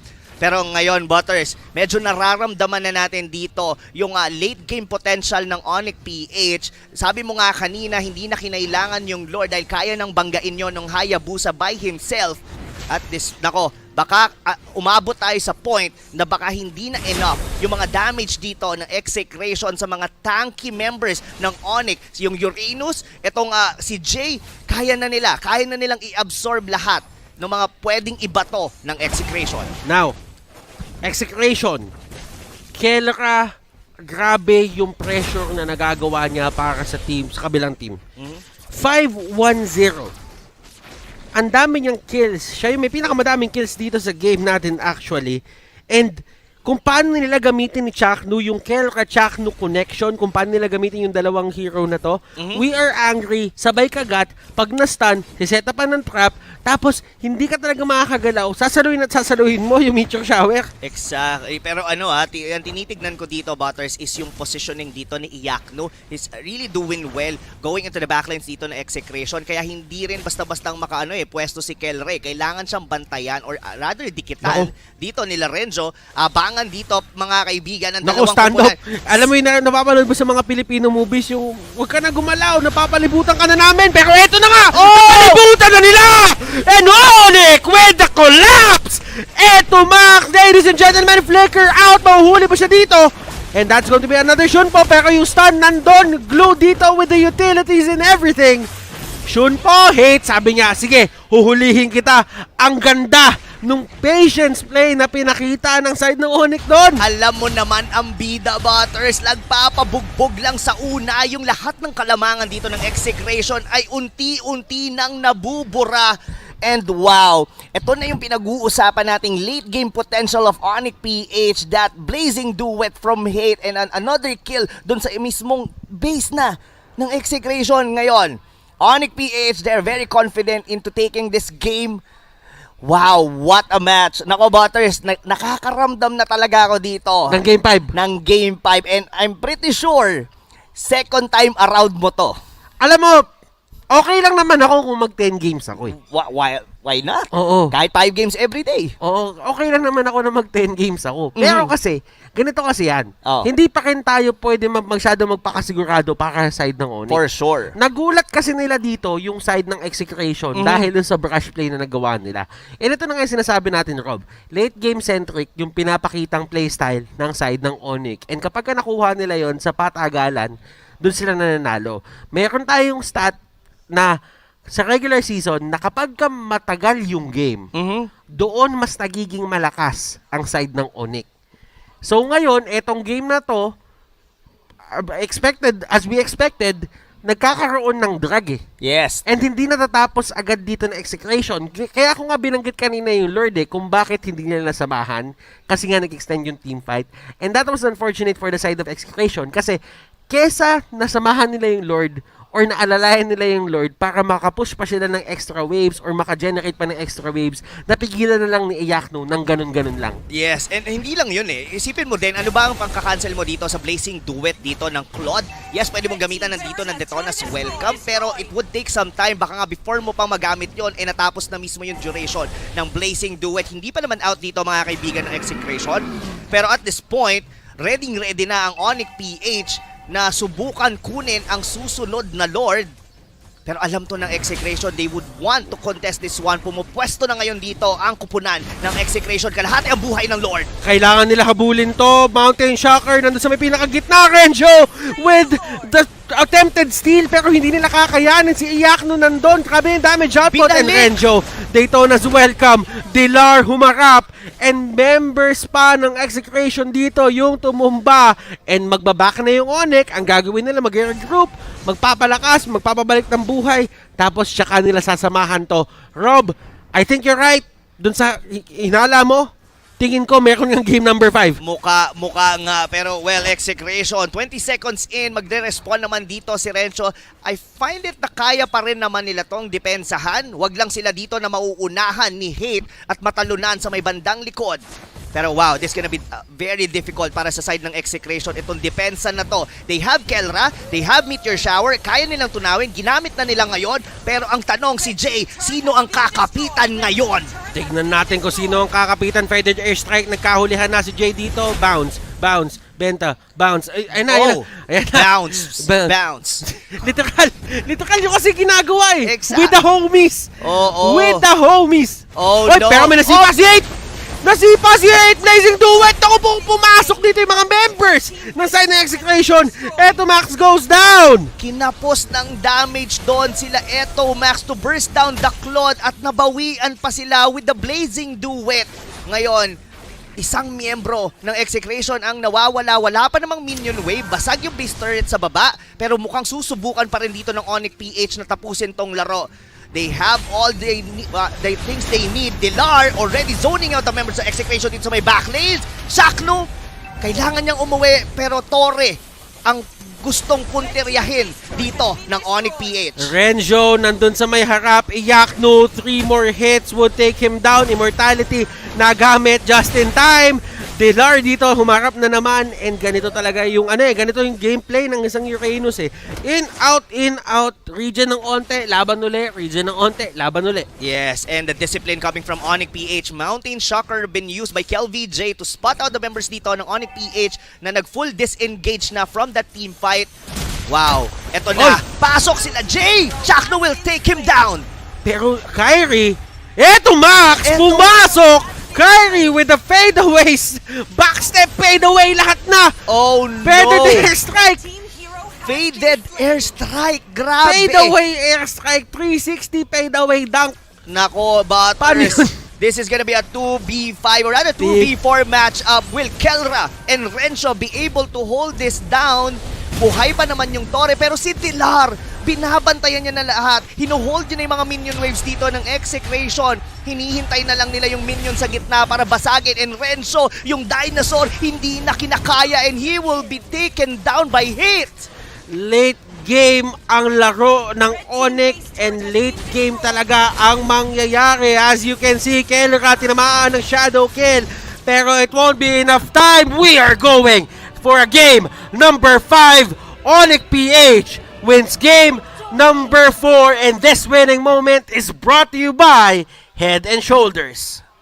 Oh, alam ko, sa mga nanonood nito, sobrang excited kayo sa nagiging, sa kinahahantungan ng serye na to. Sobrang dikit ng laban.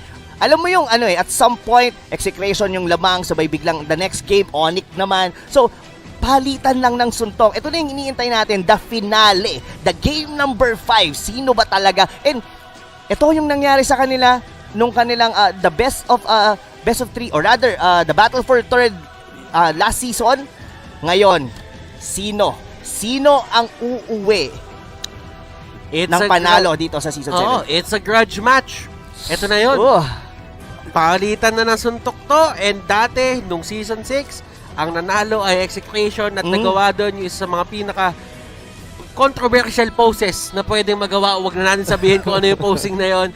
Pero this time around, walang post na mangyayaring ganon. This is just plain and simple ML action na literal magpapainit sa gabi nyo ngayon. And the good thing about this is, this is only the first match of that day. Meron pa.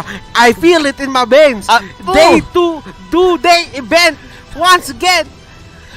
Diba? Nagsimula tayo ng 27, matatapos tayo ng 28. Actually, ngayong walang din nag-sink in sa akin, no? Oo nga pala, no? First series pa lang to, and we have an upper bracket match right after this. Brand blacklist pa yun. Brand blacklist pa yung susunod, pero mamaya na yung Butters. Ito munang dalawa, Execration at Onic. For all the fan base nitong dalawang team na to, talagang hindi na rin sila talaga makapag-intay sa mga post sa social media. Congratulations. Sino ba sa kanilang dalawa? Well, naniniwala ako na these two teams deserve it. Any amount of analysis na manggaling sa atin ngayon, sa totoo lang, Rob, walang makakapag-deny na kahit ano pa sabihin natin dito, kahit ano pang nangyari dito sa series na to, these two teams deserve it kasi nadala nila tayo sa game number 5. But I think for game number 5, it's just a matter of who wants it more. Sino ang nag-aral? Sino ang gumawa ng extra effort para manalo dito sa kalaban nila? Yes, sino ang mas naghanda? And hindi na kami makapaghintay, mga kaibigan. Alam ko na kayo excitement? Ayoko nang gawin, iba yung dating eh. 'Di ba? Pero alam ko, guys, kayo lalo na sa mga naghahapunan ngayon, baka nga kanina nung nag-blaze na pa-blazing duet doon si Hate na yung masusubo ng isang kutsara na pahinto eh. 'Di ba? Feeling ko nung kaya 'di ba, hawak niya na. Nandun na. Gumanon din yung sa kanya. Gumanon din bigla. Ala, bumabawi yung Onic. Mama, bumabawi yung Onic. Nagkalat to. Nagkalat na lang. Pero grabe. And not to mention, this is only day number 2 ng ating MPL Season 7 playoffs. We still have 3 more days hanggang linggo nyo pa kaming sasamahan. So, yeah, hopefully nag-e-enjoy kayo talaga sa lahat ng mga games natin dito sa MPL. Nag-e-enjoy ka ba? Sobrang nag-e-enjoy Ako, ako. tanong mo ako. Nag-e-enjoy ka ba? Oo naman. Laban lang. Laban lang. Oo. Alam mo, pag ganito, sa kahit mo na sinabi mo, 10 games na ako, ibig sabihin, 10 games din akong nasa harapan ng nandito. Buti na lang, Nagtatrabaho. madami tayong energy, kaya lagi tayong happy. Oo, tinan mo. Masaya ka ba? Masaya. At tanong mo. No, masaya ka ba? Oo naman. Di ba? Ganito kami kasaya Ganito sa MPL. kami kasaya no? sa MPL. And ayun nga, guys, ang dami natin pwedeng gawin ngayon. Kaya sa totoo lang, inaantay natin yung mga analyst natin. Siyempre. Kasi kailangan natin sila eh. Kasi kanina sinubukan nila mag-sign up eh. Ginagather pa kasi nila yung thoughts nila kung paano nga ba ginawa ng ONICPH. Kasi at some point, Execration, sila yung nakakalamang. Lumapas pa nga yung 63.9% na Execration would take that game eh. So, biglang kumambak yung ONICPH. Pero alam mo, kidding aside sa lahat na pinag-usapan natin, I really feel like dito bumabawi ang Onic eh. Naniniwala ako na sa drafting sila pwedeng gumawa ng magic. Kasi kung papansinin mo, tinatanggal yung link ng dalawang teams sa first banning stage natin. Pero pagka kinuha nila yung Claude at kinuha nila yung Hayabusa, napipuwersa si KLVJ gumamit ng hero na hindi siya komportable. Yes. Pwede siya mag-ranger nun kanina, pero magiging madaling huli siya. Nung nag-YSS siya, ang ganda ng pwestuhan niya, makikita yung Mountain Shocker, pero hindi talaga kinakaya. Kasi pakaramdam ko talaga, hindi talaga siya komportable. Yeah, I also felt that way. Pero yeah, alam ko marami pang masasabi sa atin ng ating mga analyst botters. So analysts, ano nga ba masasabi nyo dito sa game number 4 bago tayo pumunta ng game number 5? Isa sa mga keys to victory ng ONICPH ang nagawa nila ng napakaganda. Elongate. And as soon as they hit their timers, it was just a matter of time. Welcome to the analyst stand. My name is Leo. This right here is Midnight and we'll be breaking down game number 4. The following post-game statistics are brought to you by Smart Midnight. Execration had the game in the bag for a majority of this game, 17 minutes. Yeah. Sila actually yung nagdidictate ng ng pressure against ONICPH. They have the advantage of having superior vision because of the YSS and the poke damage from the Popalit Kupa. So essentially, lahat ng heroes na magpakita sa harap nila ay hindi pwede basta-basta lumapit sa side ng Execration. But one big problem na nakita natin, yung struggles talaga ng Execration kapag wala sila sa comfort zone nila, the endgame shot calls weren't really there as Onic had superior moves pagdating ng late game. Yep, and looking at their lineup here, given the draft, late game-wise, as soon as they got past a certain timer, walang scaling sa side ng Execration. So, this just made so much sense. And I think even if in the early game, parang medyo nagbibigay si Dilar, even Iakno was losing 1v1s, at the end, inaantay lang nila si Hate.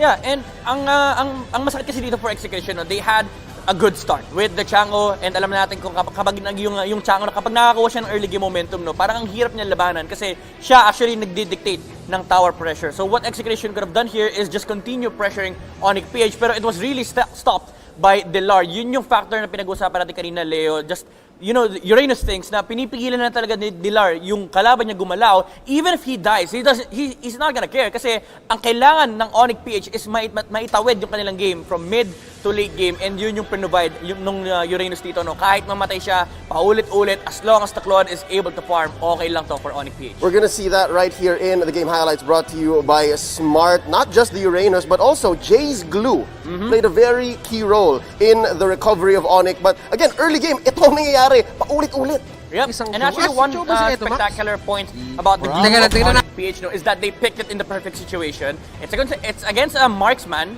jungler, and it's against a Chang'o. So kapag inisip mo, kapag yung meteor shower ay binato ng Execration, pwedeng saloyin ni Jay lahat kasi napakataas din naman ng kanyang regen, sustain, and pati na rin ng kanyang life points.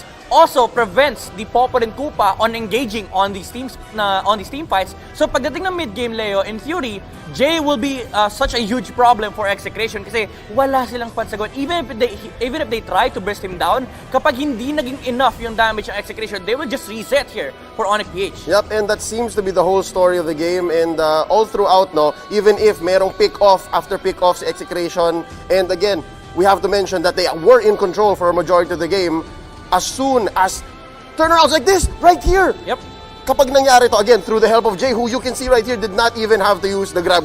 Yeah. Talagang nandun lang siya sa backlines, just being the perfect distraction. Tinangke lang. And I actually like to commend the itemization here on the side of Execration, they lack that. Yep. Because of their lineup here, kulang sila ng scale and kulang sila ng re-engage. And right there, you saw Execration, KLVJ, the king. He had a great early game, pero nung pumasok siya doon right there, I think ang mindset niya dito, Midnight, is hanap ako ng extra target para hindi lang ako yung target ng quad shadow and shadow kill. Yeah. But it was too late. Yep, he felt like he could take out the Hayabusa before the ultimate came out. Pero Leo, ito talaga yung kailangan natin i-highlight. Yep, we already mentioned earlier, our MVP, Jay, brought to you by Smart. He was the glue player here, 1-1 and 10. Tank pa, Leo, tank pa. Actually, sila yung unang nakatapat ng glue. It was against Signal Ultra, Yes. and nakita nila yung power or yung strength nitong hero na to. He can really sustain throughout the fights. That is the main kit of glue. He can really take all the damage output of the enemy. 135,413 damage. And kapag hindi niyo siya pinapatay, he will just use split. Tapos Yep. magre-reset yung kanyang HP. He will regenerate a lot of HP. Tapos ang malaking problema pa, kapag kalaban mo yung glue, ay pwede kanyang saniban. So basically, ang trabaho ni Jay dito is to soak damage and annoy the heroes of Execration. And to be fair, it's at 79% kill participation Yeah. talaga. It's so easy to be the glue and to turn it into a wash, to just be a distraction and not turn it into anything. But Yeah. Jay was there at the perfect time, at the perfect moment for a majority of this game, and that's what allowed Onic to extend it and get into the timer and give Hate enough items and the perfect window to get this game back in the bag and force a game number 5. Hindi lang Onic ang nanalo dito dahil kundi kayo rin. Alright? Please scan this QR code and join the URL, jump into the URL, and answer our little questionnaire to join our live watching reward. Pwede kayo manalo ng skin na worth 599 Dayas, permanent yan, or just other goodies from MPL via our treasure chest. But just the same, we want to hear from you. Let us know ano pa pwede namin gawin na mas maganda dito para mas mapasaya namin kayo dito sa MPL.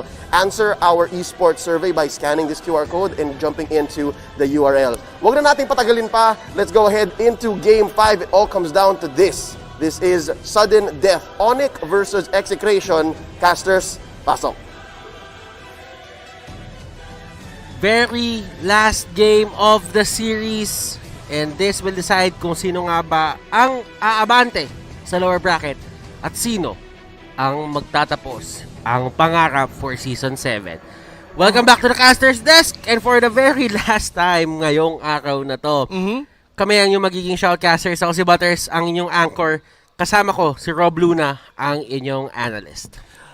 Ang sakit sa feeling nung sinabi mo kanina. For ngayong araw. Yung ngayong araw, may magtatapos ang pangarap. Pero, ayokong isipin. We've been friends actually with these teams. And I may say, Butters, this is one of the season na sobrang unique kasi we get to meet them in person before pa talaga magsimula yung Season 7 during the bootcamp raid. Nakapunta tayo sa mismong bootcamp ng Onic, even with Execration, and mas nakilala natin sila outside the game. Alam mo, ang sasabihin ko lang, mas gumanda na to. Yung work, yung NXP kahapon, alam mo kung saan sila humuhugot eh. Alam mo kung ano yung pangarap nila, alam mo kung ano yung gusto nila pagdaanan. For this certain series, yung Execration, nakausap namin sila kung ano ba talagang gusto nilang maganap dito sa Season 7. Yung Onic din, nakasama din namin sila. Sinabi nila sa amin yung mga personal reasons sila na hindi naman namin pwede i-share talaga lahat sa inyo. Pero sila yung naglalaglagan ngayon. Oo, totoo yan. And yeah, given yung Execration, kung maaalala ko, sila rin yung una nating bootcamp na napuntahan. And wow, sobrang colorful. Sabihin na natin, ang daming experiences na tingin ko hindi ko makakalimutan sa buong Season 7, specifically yung bootcamp raid. Pero yeah, it all comes down to the wire na kailangan talaga nating ma-determine kung sino dito sa dalawang team na to. Execration, ONICPH, may the best team wins. para sa mga fans, this is the time to give your full support regardless, honestly, sa outcome ng laro na Itaas to. nyo ang inyong, ito, nandito sa akin yung Execration eh. Oh, sige. wag Para sa mo Onic. itaas ng todo, wag mo itaas ng todo. Ganyan ka ng pantay lang tayo. Oh, sige. Yan, pantay. Itaas nyo yung kamay kung kayo Execration fan, ikaw naman. Oh, yan. Sa Oh, Onic wala, ako, wala sa na. Onic. Tinanggal na pa kasi. Tinanggal na yung sa'yo. Tinanggal na yung sa'yo. Wala kang screen time. Pero mamaya pagkabalik na lang, tsaka mo gawin. And this draft is brought to you by Smart. And here we go. Taas nyo na kantin yung mga kamay nyo. Taas nyo na. Na-egol ako doon, guys. Naegol ka doon. Taas nyo ang inyong kamay kung sumusuporta kayo sa Onic. Taas nyo kayong kamay kapag sumusuporta kayo sa Execration. Oo. At bigay nyo lahat ng suporta nyo sa kanila. Kailangan nila to ngayon. Kailangan talaga nila to. Heartfelt talaga kahit ano man ang maging resulta dito ng laro na to. Pero yes, going back to the draft dito mga kaibigan, yung Reynos and Selena will be the primary ban dito ng Execration. Meanwhile, for Onic, Your still, team is yung Ling banning. hindi makakalusot at pati ang Jawhead dito sa ating 5 naging laro for this series. And wow. So, ano ba ang mga like a pattern na pwede nating balik-balikan? On ONICPH, they've won their 2 matches with a Hayabusa pick. I think Hayabusa is somewhat of the dark, di ko pwede sabihin dark horse eh, pero parang a bane to Execration's existence kasi hindi naman siya yung typical na pinipili eh. Yes. Parang ginamit sa inyo ng for the first time and 2 beses na kayo natatalo. And kailangan nila mahanapan ng paraan Your yun team if is lalabas banning. man yun ng game number 3. Pagwalikupan tinanggal ng Execration and they could have picked it up kasi nga sila yung pinakaunang pinakaunang pick dito. Pero I think nag-realize sila sa Benedetta pick more. Pwede. Pag hindi yun binan ng ONICPH, are they willing to do that? Kasi nangyari yun kanina and Execration won that game. Yung na-open nila yung Benedetta for Execration. And yeah, I like what you mentioned earlier na ipet ng ONICPH dito in terms of drafting ang Execration na napilitan si KLVJ na gumamit ng YSS. Nagamit nila yon at some extent into the mid game. Sila yung dominating. Pero kasi yung pick ng ONICPH is talagang nagre-rely going into late game. That Hayabusa, together with that Claude, nakita natin kung paano na-utilize ng maigi ng Onic yun on game 4. But Execration, since na-ban dito ang Benedetta by Onic, ang kanilang magiging priority would be the Lunox. And this is a very risky first pick for the side of Execration. I know that Lunox is a strong hero. Pero kasi, ang dami mong iniiwang open pa ka sa side ng Onic if you get the Lunox early on. Ang dami nga. Ang dami ngang mga open dito for the side of Onic pa. Well, Execration did actually negated some of the heroes na posibleng ma-burst down. And this Lunox is still undetermined kung saan ba talaga ang pwesto nito. This still can be used by Etomax on even by Kelra. But for ONICPH, they don't really care as long as makuha nila ulit yung Claude together with this Cho, wherein kanina hindi naging maganda. And kung papansinin mo, 2 matches dito sa series na to, hindi naging maganda yung outcome. Etomax did use it earlier. Ginamit din to ni Iyakno at some point and yun din yung mga games na natalo sila. And for Onic, if they would want to put it still on the gold lane, kailangan medyo may mabago. At least yung mid mo, medyo sabihin na natin pang-early or sumasabay. But for Execration, they're still gonna get the Kufra for Chakno. We've seen this earlier, humuhuli ng Kagura.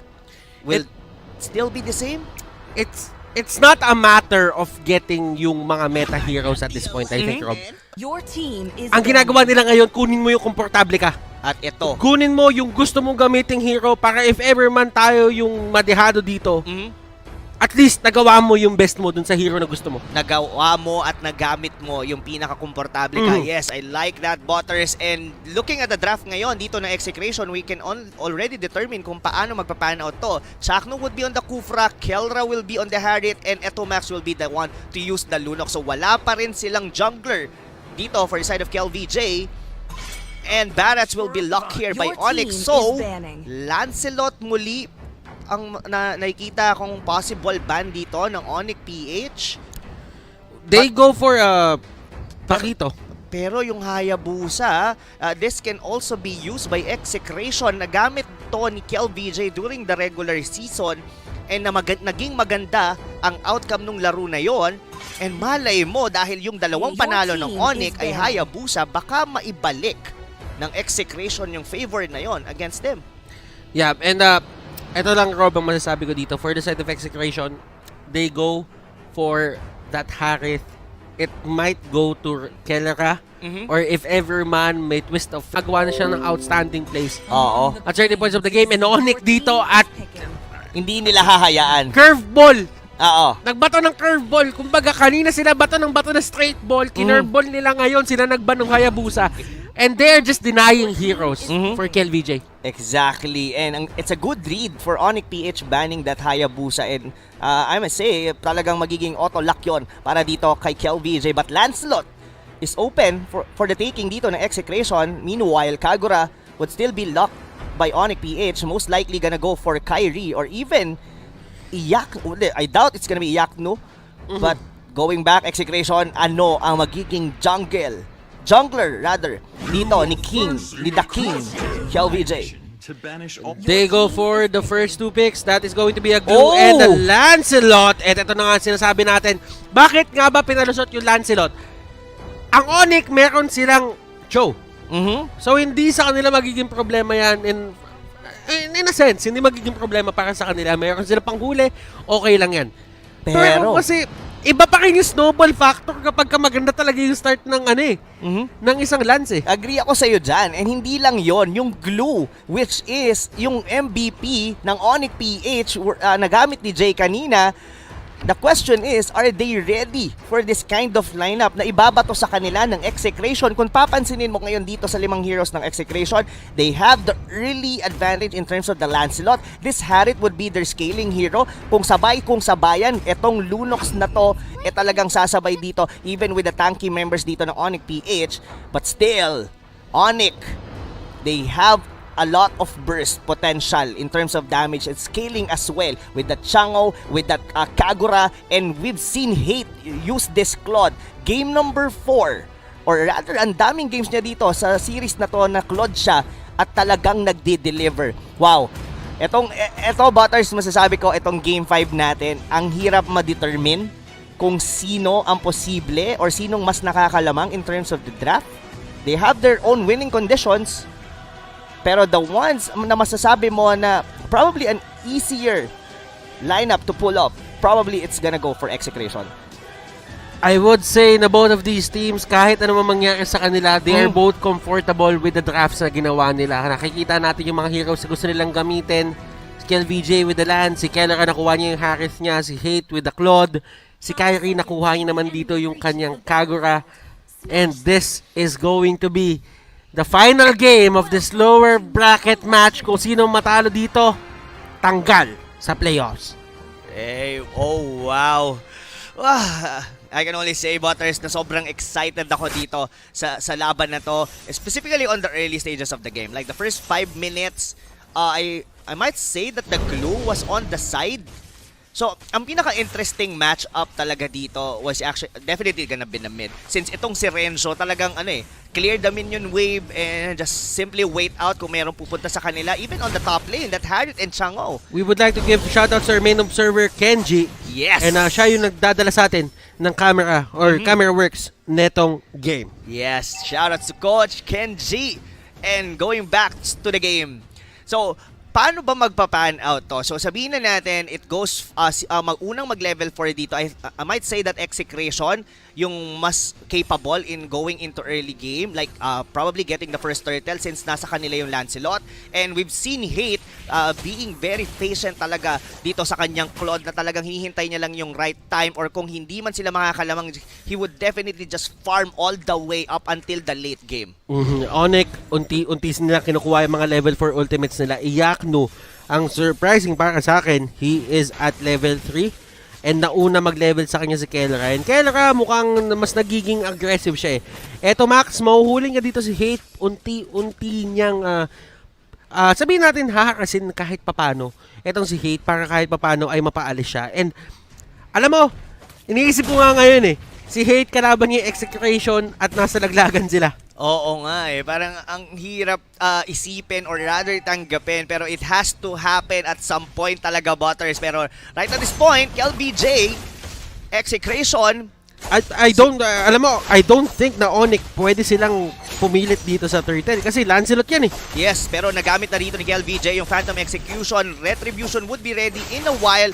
Oh! Huy, kamuntikan na naman! Muntikan talaga yung flame shot na yon. Kailangan mag-ingat ng Execration with those kinds of flame shot na magagaling from Kyrie. Pero yung talon dito ni KLBJ medyo nag-alangan.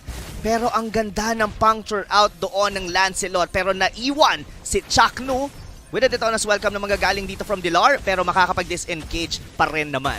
And kamuntikan na doon si Lance. And actually, ang ganda ng effort ni Kyrie. Kasi, kung hindi niya ginawa yung play na yon, that could have been a free, sabihin natin, buff para kay Lance. Pero nahuli ni Etomax, si Claude, si Hate, pero mapapanish siya. Pero that is still a win for the side of Execration kasi na-delay nila si Hate.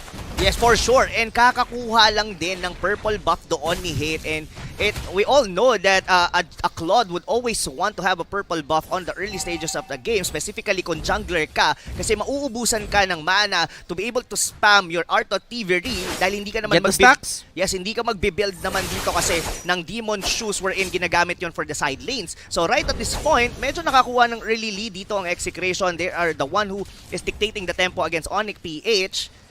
Pero still, we are on the even ball game, Butters, dahil wala pa naman nakakabasag dito ng Torre. Lancelot, ito talaga yun eh. Kailangan nating pansinin ang mga galawan dito ni KLBJ dahil that would definitely make a lot of difference dito sa laro na to. Kailangan niyang maging on point. Specifically with dodging skills, using his Thorn Rose and yung mga puncture niya. Nagawa niya yun kanina, nakataka siya. KLBJ, I can say, Butters, is in the zone sa Game 5. Pwede natin sabihin yan. And right now, Raptor Machetes left and right. Binato dito si Renjo kay Etomax. Pero Etomax with enough amount of damage and I think they can take si Dilar down. Wow, they got 2 kills across the map, Butters, from the top lane. Si Iyakno, tas sa may bottom lane si Dilar. Yung pillar ng ONICPH natumba at 4 minutes in. Ngayon, libre kay KLBJ na masecure na naman yung susunod na turtle. And still, this just like Game 4, Execration is with a commanding lead. Pero nagiging patient ang ONICPH dito and even Hate, hindi siya basta-bastang nagre-react sa mga ginagawang, sa aggression na ginagawa dito ng Execration. It's all about patience. And kailangan gawin ng Execration to unti-unti. Kailangan din nila pala kasi si Kelra. Pero Jay, with the kick, si Etomax yung mahanap niya. Renjo, nag-ultimate lang siya. Left, right lang yung ginagawa nila. And ito yung pinagkaiba ng Execration sa Onic. Yung Onic kanina, ginamit nila yung glue as a tank. Yung Execration, ginamit nila ngayon si Renjo bilang glue. Exactly. And si Iyakno ay mahuli ng Phantom Execution. Pero kung iisipin mo kasi, Butters, yung sipa na yun ni Jay, it didn't make a sense kasi hindi nila maburst down talaga doon si Etomax given that it's my Order of Brilliance and the only one na pwedeng sumama sa kanya doon was the Kagura from Kyrie. And hindi pa enough yung damage nila doon at na-pick off na naman si Iyakno sa may top lane. And look at the glue doon ni Renzo. Talagang para na siyang Malayurinos din. Kinakat niya na yung minion wave dito ng ONICPH. And slowly, Execration are getting ahead on this game. And eto yung plano talaga nila eh. Mid-game centric sila. Sila yung maghahari ng mid-game. Kailangan nila antayin si Kelra para makuha niya yung items niya at siya magdadala ng ulam pagdating ng late game. At kung papasin mo, naka-mystery shop dito si Kelra, tapos may 2 kill pa siya. Talk about a better combination and a better start for the side of Execration. Napakaganda nito ginagawa niya. Si Chakno sinipa niya, pero I think Jay has the Shunpo at makakatakas naman siya. Na-force yung retribution doon ni KLBJ with Dilar in that barracks. But once again, another pick-off from the top lane and that's gonna be Kyrie at this point. At hindi na nagmamatter ngayon kung nagamit yung retribution na yon kanina at hindi napatay doon si Dilar dahil magre-respawn na naman yung susunod na turtle. Kuha dito ni KLBJ yung kanyang purple buff. And Butter, 6 minutes in, halos lahat ng gusto mong mangyari sa team nyo nangyayari ngayon sa Execration. Getting objective after objective and even kills. but you cannot take them out of the equation. Ganito din yung nangyari ng game number 4. At ito na nga sinasabi natin, ito Max dito, nahuli. He has the flicker, mag-flicker at siya. Pero yung turtle, makukuha nila KLVJ, wala tayong magagawa, walang magagawa inside ng Onic dyan. Kasi unang-una, yan talaga yung isang innate strike kapag kumuha ka ng isang Lancelot. Malakas kayo in terms of objectives, yun yan overturn, tinalay sila Kelra, pero hindi sila makokontrol at hindi sila mat-take down nung skill na yun. Yes, but Butters, Kelra dito has been 3-0 doon sa may top lane plus nabasag pa nila yung Torre doon. This Harit, hindi pa nga natin nakikita talaga literally na sumasayaw to its own Zaman Force. And isa yun sa magiging problema rito ng ONICPH later on, specifically itong si Iyaknu, dahil pwede na siyang pasukin sa may backlines. Yes, buo na yung kanyang Queens or yung Ice Queen Wand, pero that is not enough to be able to hold down the aggression na meron ngayon ng Execration. And this is it. I think this is going to be the opening. Nakakailangan nila si Renjo ang nahuli. Pero sa totoo lang, napaka-tanky ni Renjo dito na hindi na din enough para sa kanila or para sa Onic na gumamit ng kahit anong resources para lang mapigilan siya or ma-takedown siya. Alam mo, ang pinaka-upside na lang dito for the side of hate bilang Claude, kapag ginamitan niya ng Art of Thievery si Glue, kapag naka-ultimate, 10 stacks agad. 10 stacks agad, pero you're just hoping for the best. Speaking of best, Blazing Duet dito ni Hate will be used to try to cancel the purple buff dito ni KLVJ. Naku! Or Rose will be there. Oh, Battle of the Junglers to, Butter. Sino ang mas mananaig? Dating team o itong bagong jungler ng Execration? Hate over KLVJ. And King KLVJ wins. That was a questionable play coming out from Hate. Kasi sa totoo lang, he had no business going there. And at the same time, meron siyang buff, na orange buff dun sa may taas. If only gusto niya kunin yung buff na yon. That could have been a deny play para hindi that could have been a risky play para sabihin na lang natin na hindi makuha yung orange buff ng Lancelot at hindi niya ma-deal yung maximum damage potential niya without the orange buff. Yes, that might be very questionable for the side of ONICPH. It could have been, parang may part ngayon for ONICPH na nagre-rely ka na lang din talaga dito sa Claude, and from that pick-off, mas lalong napunta yung kalamangan dito for Execration. And oh no, Chaknu with the plays, sinipa na siya dito ni Jay. Blazing Duet, walang tatamaan bukod sa minion wave. And oh no, Butters! Mukhang ito na ang tamang posisyon, ang tamang oras para basagin ng ibaba o even take down the Lord. Ito na ang Zaman Force, si Kelra. At ito si Jay, medyo may drift siyang ginawa doon. Pero tignan mo Chaknu! si Kyrie, tinakback lahat. Chaknu, eto Max. Kelra, hindi nila ipipilit. Si Renjo nandun sa may backline. Pwede siyang mag-penetrate pero hindi niya nagagawin.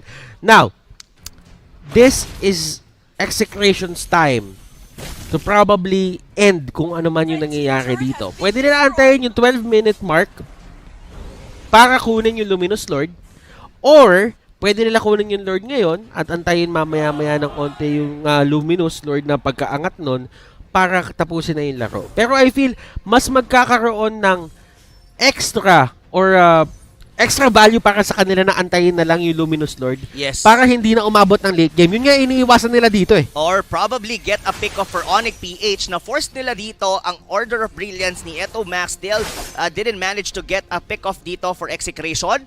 And as for Execration, Kelra is already having most of the items na kailangan niya rito is already building on the Thunder Belt. Dahil buo niya na yung Holy Crystal, Feather of Heaven, and as well the Calamity Reaper. Execration, sila ang may malaking tsansa na makuha tong Lord, pero they are very disciplined. Ayaw nilang isugal na baka ma-steal dito ng ONICPH, and like what you've mentioned, Butter, pero dito may sipang magaganap. And that was a great play from Jay. Kailangan dito ng Onic kumuha ng mga maliliit na play na to, yung small victories, na kahit sabihin mo si Chakno lang yon, this is room for a breather. Yes. Para makahinga yung Onic, kasi kanina pa talaga sila pinupuwersa ng Execration na lumabas sa comfort zone nila. Sa kung iisipin mo rito, Butters, ONICPH, hindi pa sila nakakabasa Oy! ni Isantori. Dilar, what a play! Dilar with a Detonas, welcome! Ang ganda ng ginawa doon, and this might be the turnaround na hinahanap ng Onic. And Jay with the kick, Kelra, nandun sa may pinakaharap. Zaman Force, nakakabatuhan na. Renjo, KLVJ and Kelra, they will back off. kailangan maging maingat dito ng Execration. Yes, lamang sila dito ng almost 7,000. Si Jay? Jay! Oh! TikTok! With the place, pero attentive doon si Kelra, or rather nakapag-recall, hindi umabot, pero still, ang tanong, aabot ba ang Execration dahil sinusubukan ng kunin dito ng ONICPH ang Lord na to, KelVJ, malapit na siya dito, pero yung payong ni Kyrie, almost half HP, yung ating Lancelot, pero na-reset yung Lord Butters. And hindi na yan yung iniisip ng Onic dito. I feel na binitawan din nila yung Lord kasi alam nila lalabas yung Luminous at nabubuhay na unti-unti yung Execration. And tignan mo yung Execration ngayon, sobrang dominating nila dun sa fact na kailangan nila agad makuha yung Lord na yun. They have been waiting for this and the Lord goes down. This is the perfect timing para sa side ng Execration na tapusin tong game na to. Posible nilang magawa yun because this is a Luminous Lord, pero hindi natin pwede i-take account dito na meron pa rin namang isang Iyaknu, may isang Chang-O na pwedeng burahin or tunawin yung Lord na yan.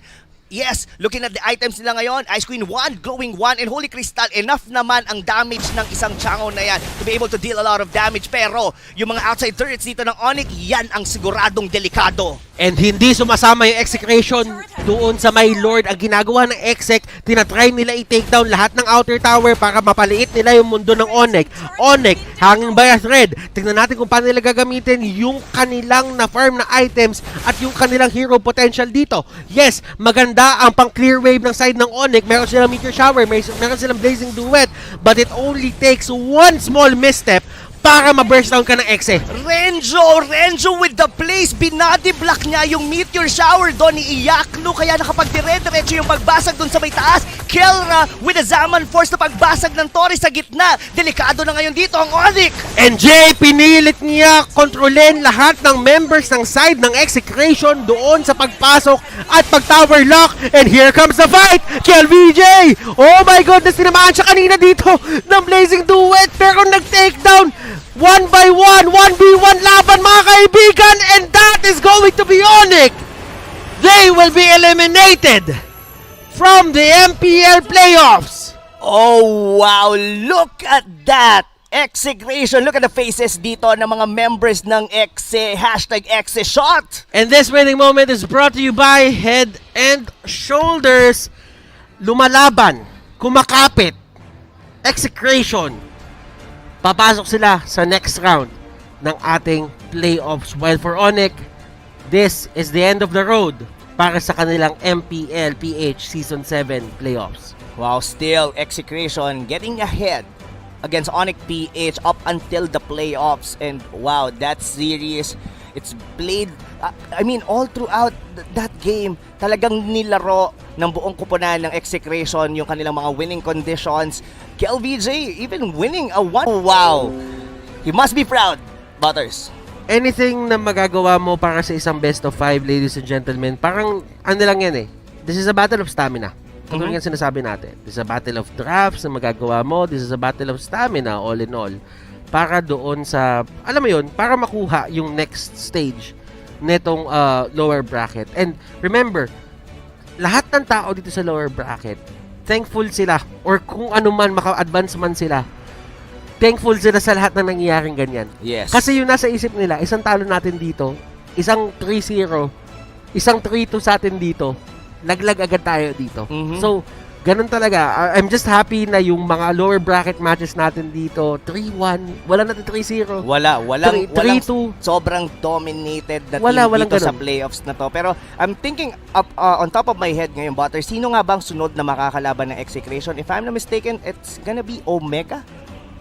It could be. Yes. It could be. Wow, kaabang-abang yung laban na yan. Oh no, wow. Pero alam mo, excited na ako. Alam mo, ako saan excited din ako eh. Ako excited. Not only dun sa laban is tignan yung social media kung paano yung pagsabog, specifically with the fans of Execration. Wow, for sure.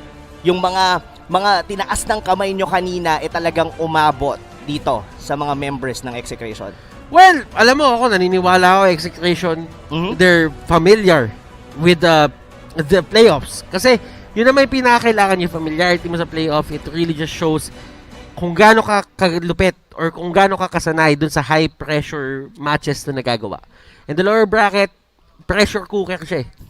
Na pumapasok kayo dito, Yes. pinapainit kayo, literal na pinipressure kayo.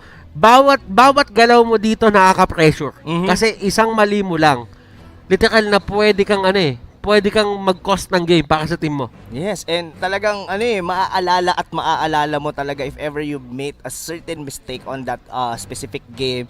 Pero wow, of course, once again mga kaibigan, congratulations to the whole organization for Execration for moving forward towards our tournament dito sa MPL. Marami pang aabangan ng inyong mga fan and as well, syempre for ONICPH. GG well played para dito sa team na to. We've seen a lot of good matches. Even on this series, even on Game 5, hindi pa nga natin masabi talaga kung sino ba talaga ang mas makakakuha ng laro na yon. And alam mo, GGWP Onic. Good game, well played. Maraming salamat sa pinakita niyong performances. It wasn't, sabihin natin, the perfect run for you. Pero you did your best and alam naman namin lahat yan. And alam din ng mga fans ngayon. And right now guys, we will be throwing it to our analysts para sabihin sa atin kung ano nga ba ang nangyari dito sa game number 5.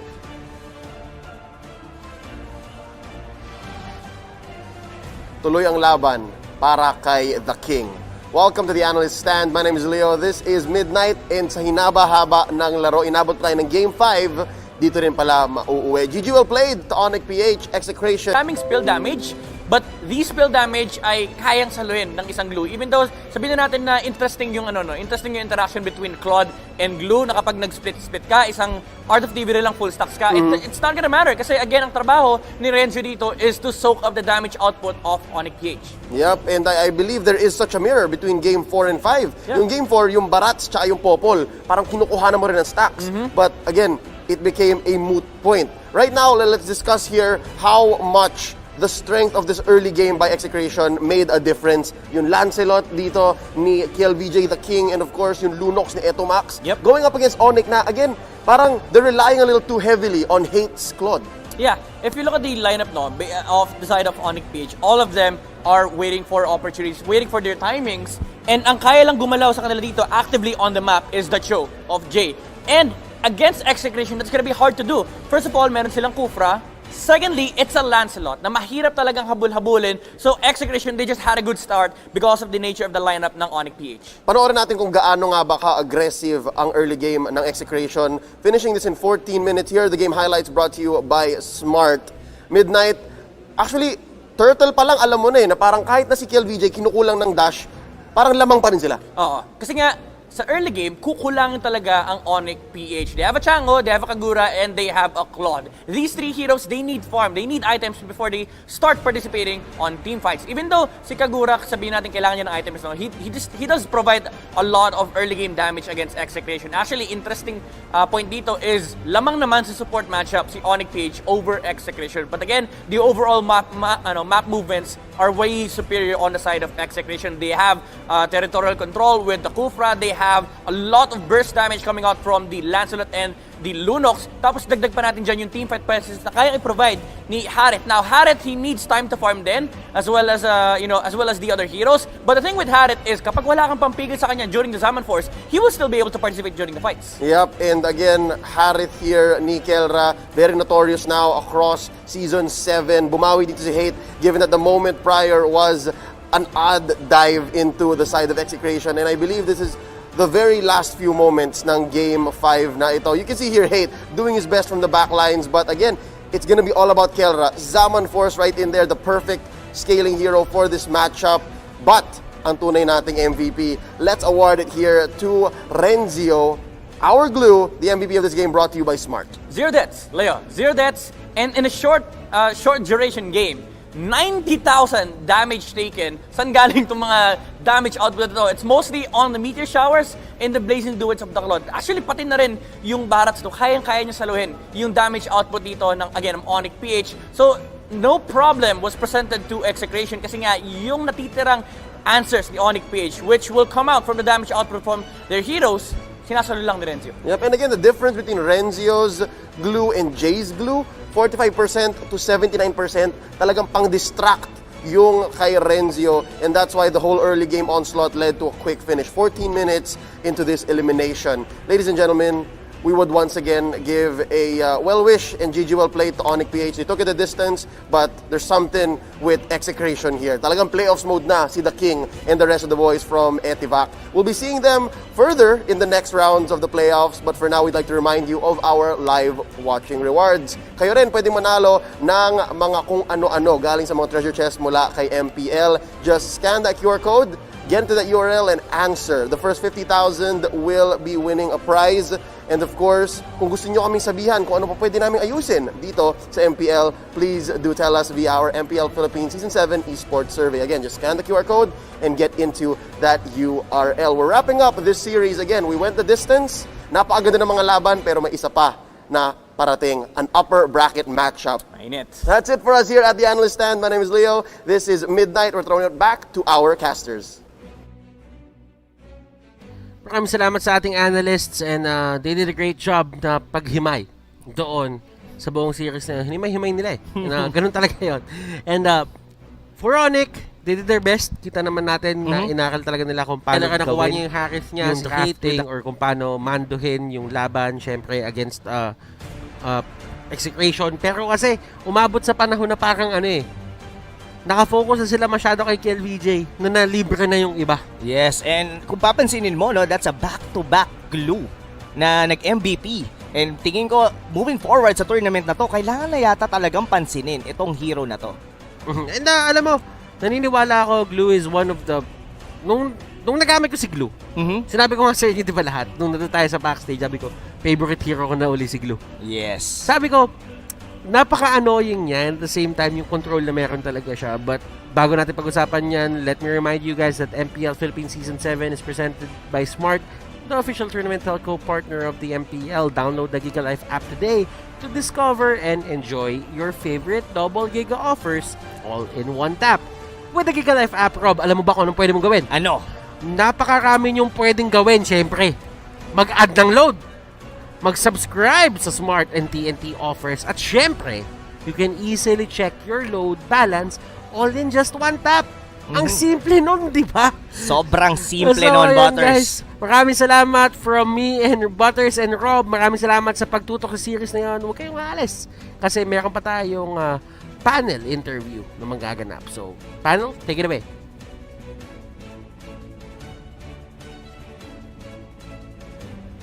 Congratulations sa Execration! Showing everything with the right execution. At ngayon, oras na para kausapin natin ang winning team. Let's talk to Coach Pacbet. Hi, Coach! Hello po. Congratulations, Coach! Grabe yung game number 5 nyo. Muntik na actually makuha ng Onic yung Lord at muntik na mapitas si Kelra nung nagbaback siya. Kinabahan ba kayo doon? Ano yung mood? Yung mga pinag-usapan nyo dyan sa bootcamp na nangyayari yon? Yung dumating po yung Game 5, medyo kinakabahan na ako kung ano mangyayari. Pero napagplanuhan po namin na ibigay na kay Kelra yung harit niya. Nasaan yung mga manlalaro mo? Nasa baba po sila eh. Nasa baba na sila. Nakita ko kaagad sa social media nyo, maraming humihingi ng chicken, lalo na yung Brand Esports. Anong meron sa manok? Wala po, ano yun? Pang merienda nila. Meron ba kayong side bet going on? Kwento nyo sa amin, anong side bet ang nangyayari ngayon? Doon sa chicken, si Billy yun kasi minsan naglalaro kami ng brand. Kaya, may chicken na, pampagana. Yun pala yun. Ngayon, makakalaban nyo sa next round, ang Omega. Ano sa tingin mo ang mga kailangan yung gawin doon? Yung things to watch out for para masigurado masungkit nyo ang panalo sa Omega?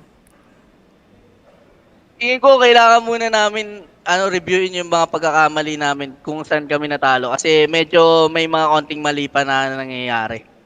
At ano yon, Coach? Yung mga mali na naalala mo? Yung mga shot calls, tsaka yung kung saan pepesto dapat sa Etomax kasi ginamit niya yung Chu eh. Ngayon, Coach Pacbet, oras na para imbitahan ang ating mga manonood na suportahan kayo. And shout out sa mga mahal mo sa buhay. Shoutout sa asawa ko si Tin, tsaka sa Ayan. baby ko na si Tyra. Yan. Tsaka shoutout sa kampi ko, yan, pati sa Execration family na walang sawa sumusuporta sa amin. Tsaka shoutout din sa lahat ng fans ng Execration. Yan. Thank you, Coach. Congratulations. Enjoy the rest of your day. Bye, Coach Pakbet. Congratulations to Execration. They're gonna be facing Omega. Kaya watch out kayo dyan. At ito, ang ating mga winners para sa ating mythical raffle draw. Kanina, binabanggit nga naman yung mga maraming prizes na pwede nyo makuha. Yung mga skins. Meron tayong epic. Meron din special. Ayan, kung makikita nyo, isa kayo sa mga 2 winners natin. Nandiyan ang inyong MLID number and server number. Congratulations sa inyo. Hintayin lamang ang message ng Moonton sa inyong ML account to claim your prizes. You are our legendary winners. Congratulations sa inyong lahat. At sa aming pagbabalik, magtatapat na ang Bren Esports at ang Blacklist International. So don't go anywhere. Watch out for more MLBB action only here on Mpl-Philippines Season 7.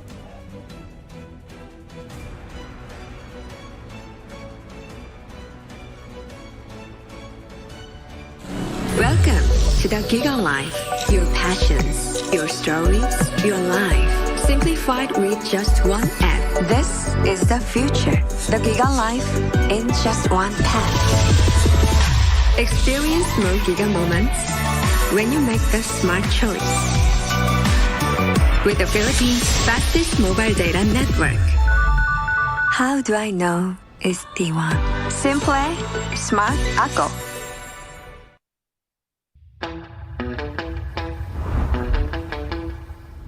Keeping it real. I'm calling shotgun, wanna see my baby run. Oh, what's the word on the sea? Kicking up the dust, if you know what I mean. We got a good thing going. We got a good thing going on.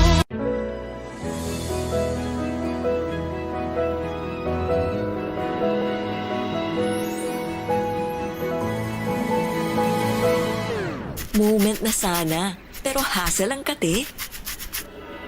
Yung kati na yan, dahil sa dandruff yan. You need Head & Shoulders.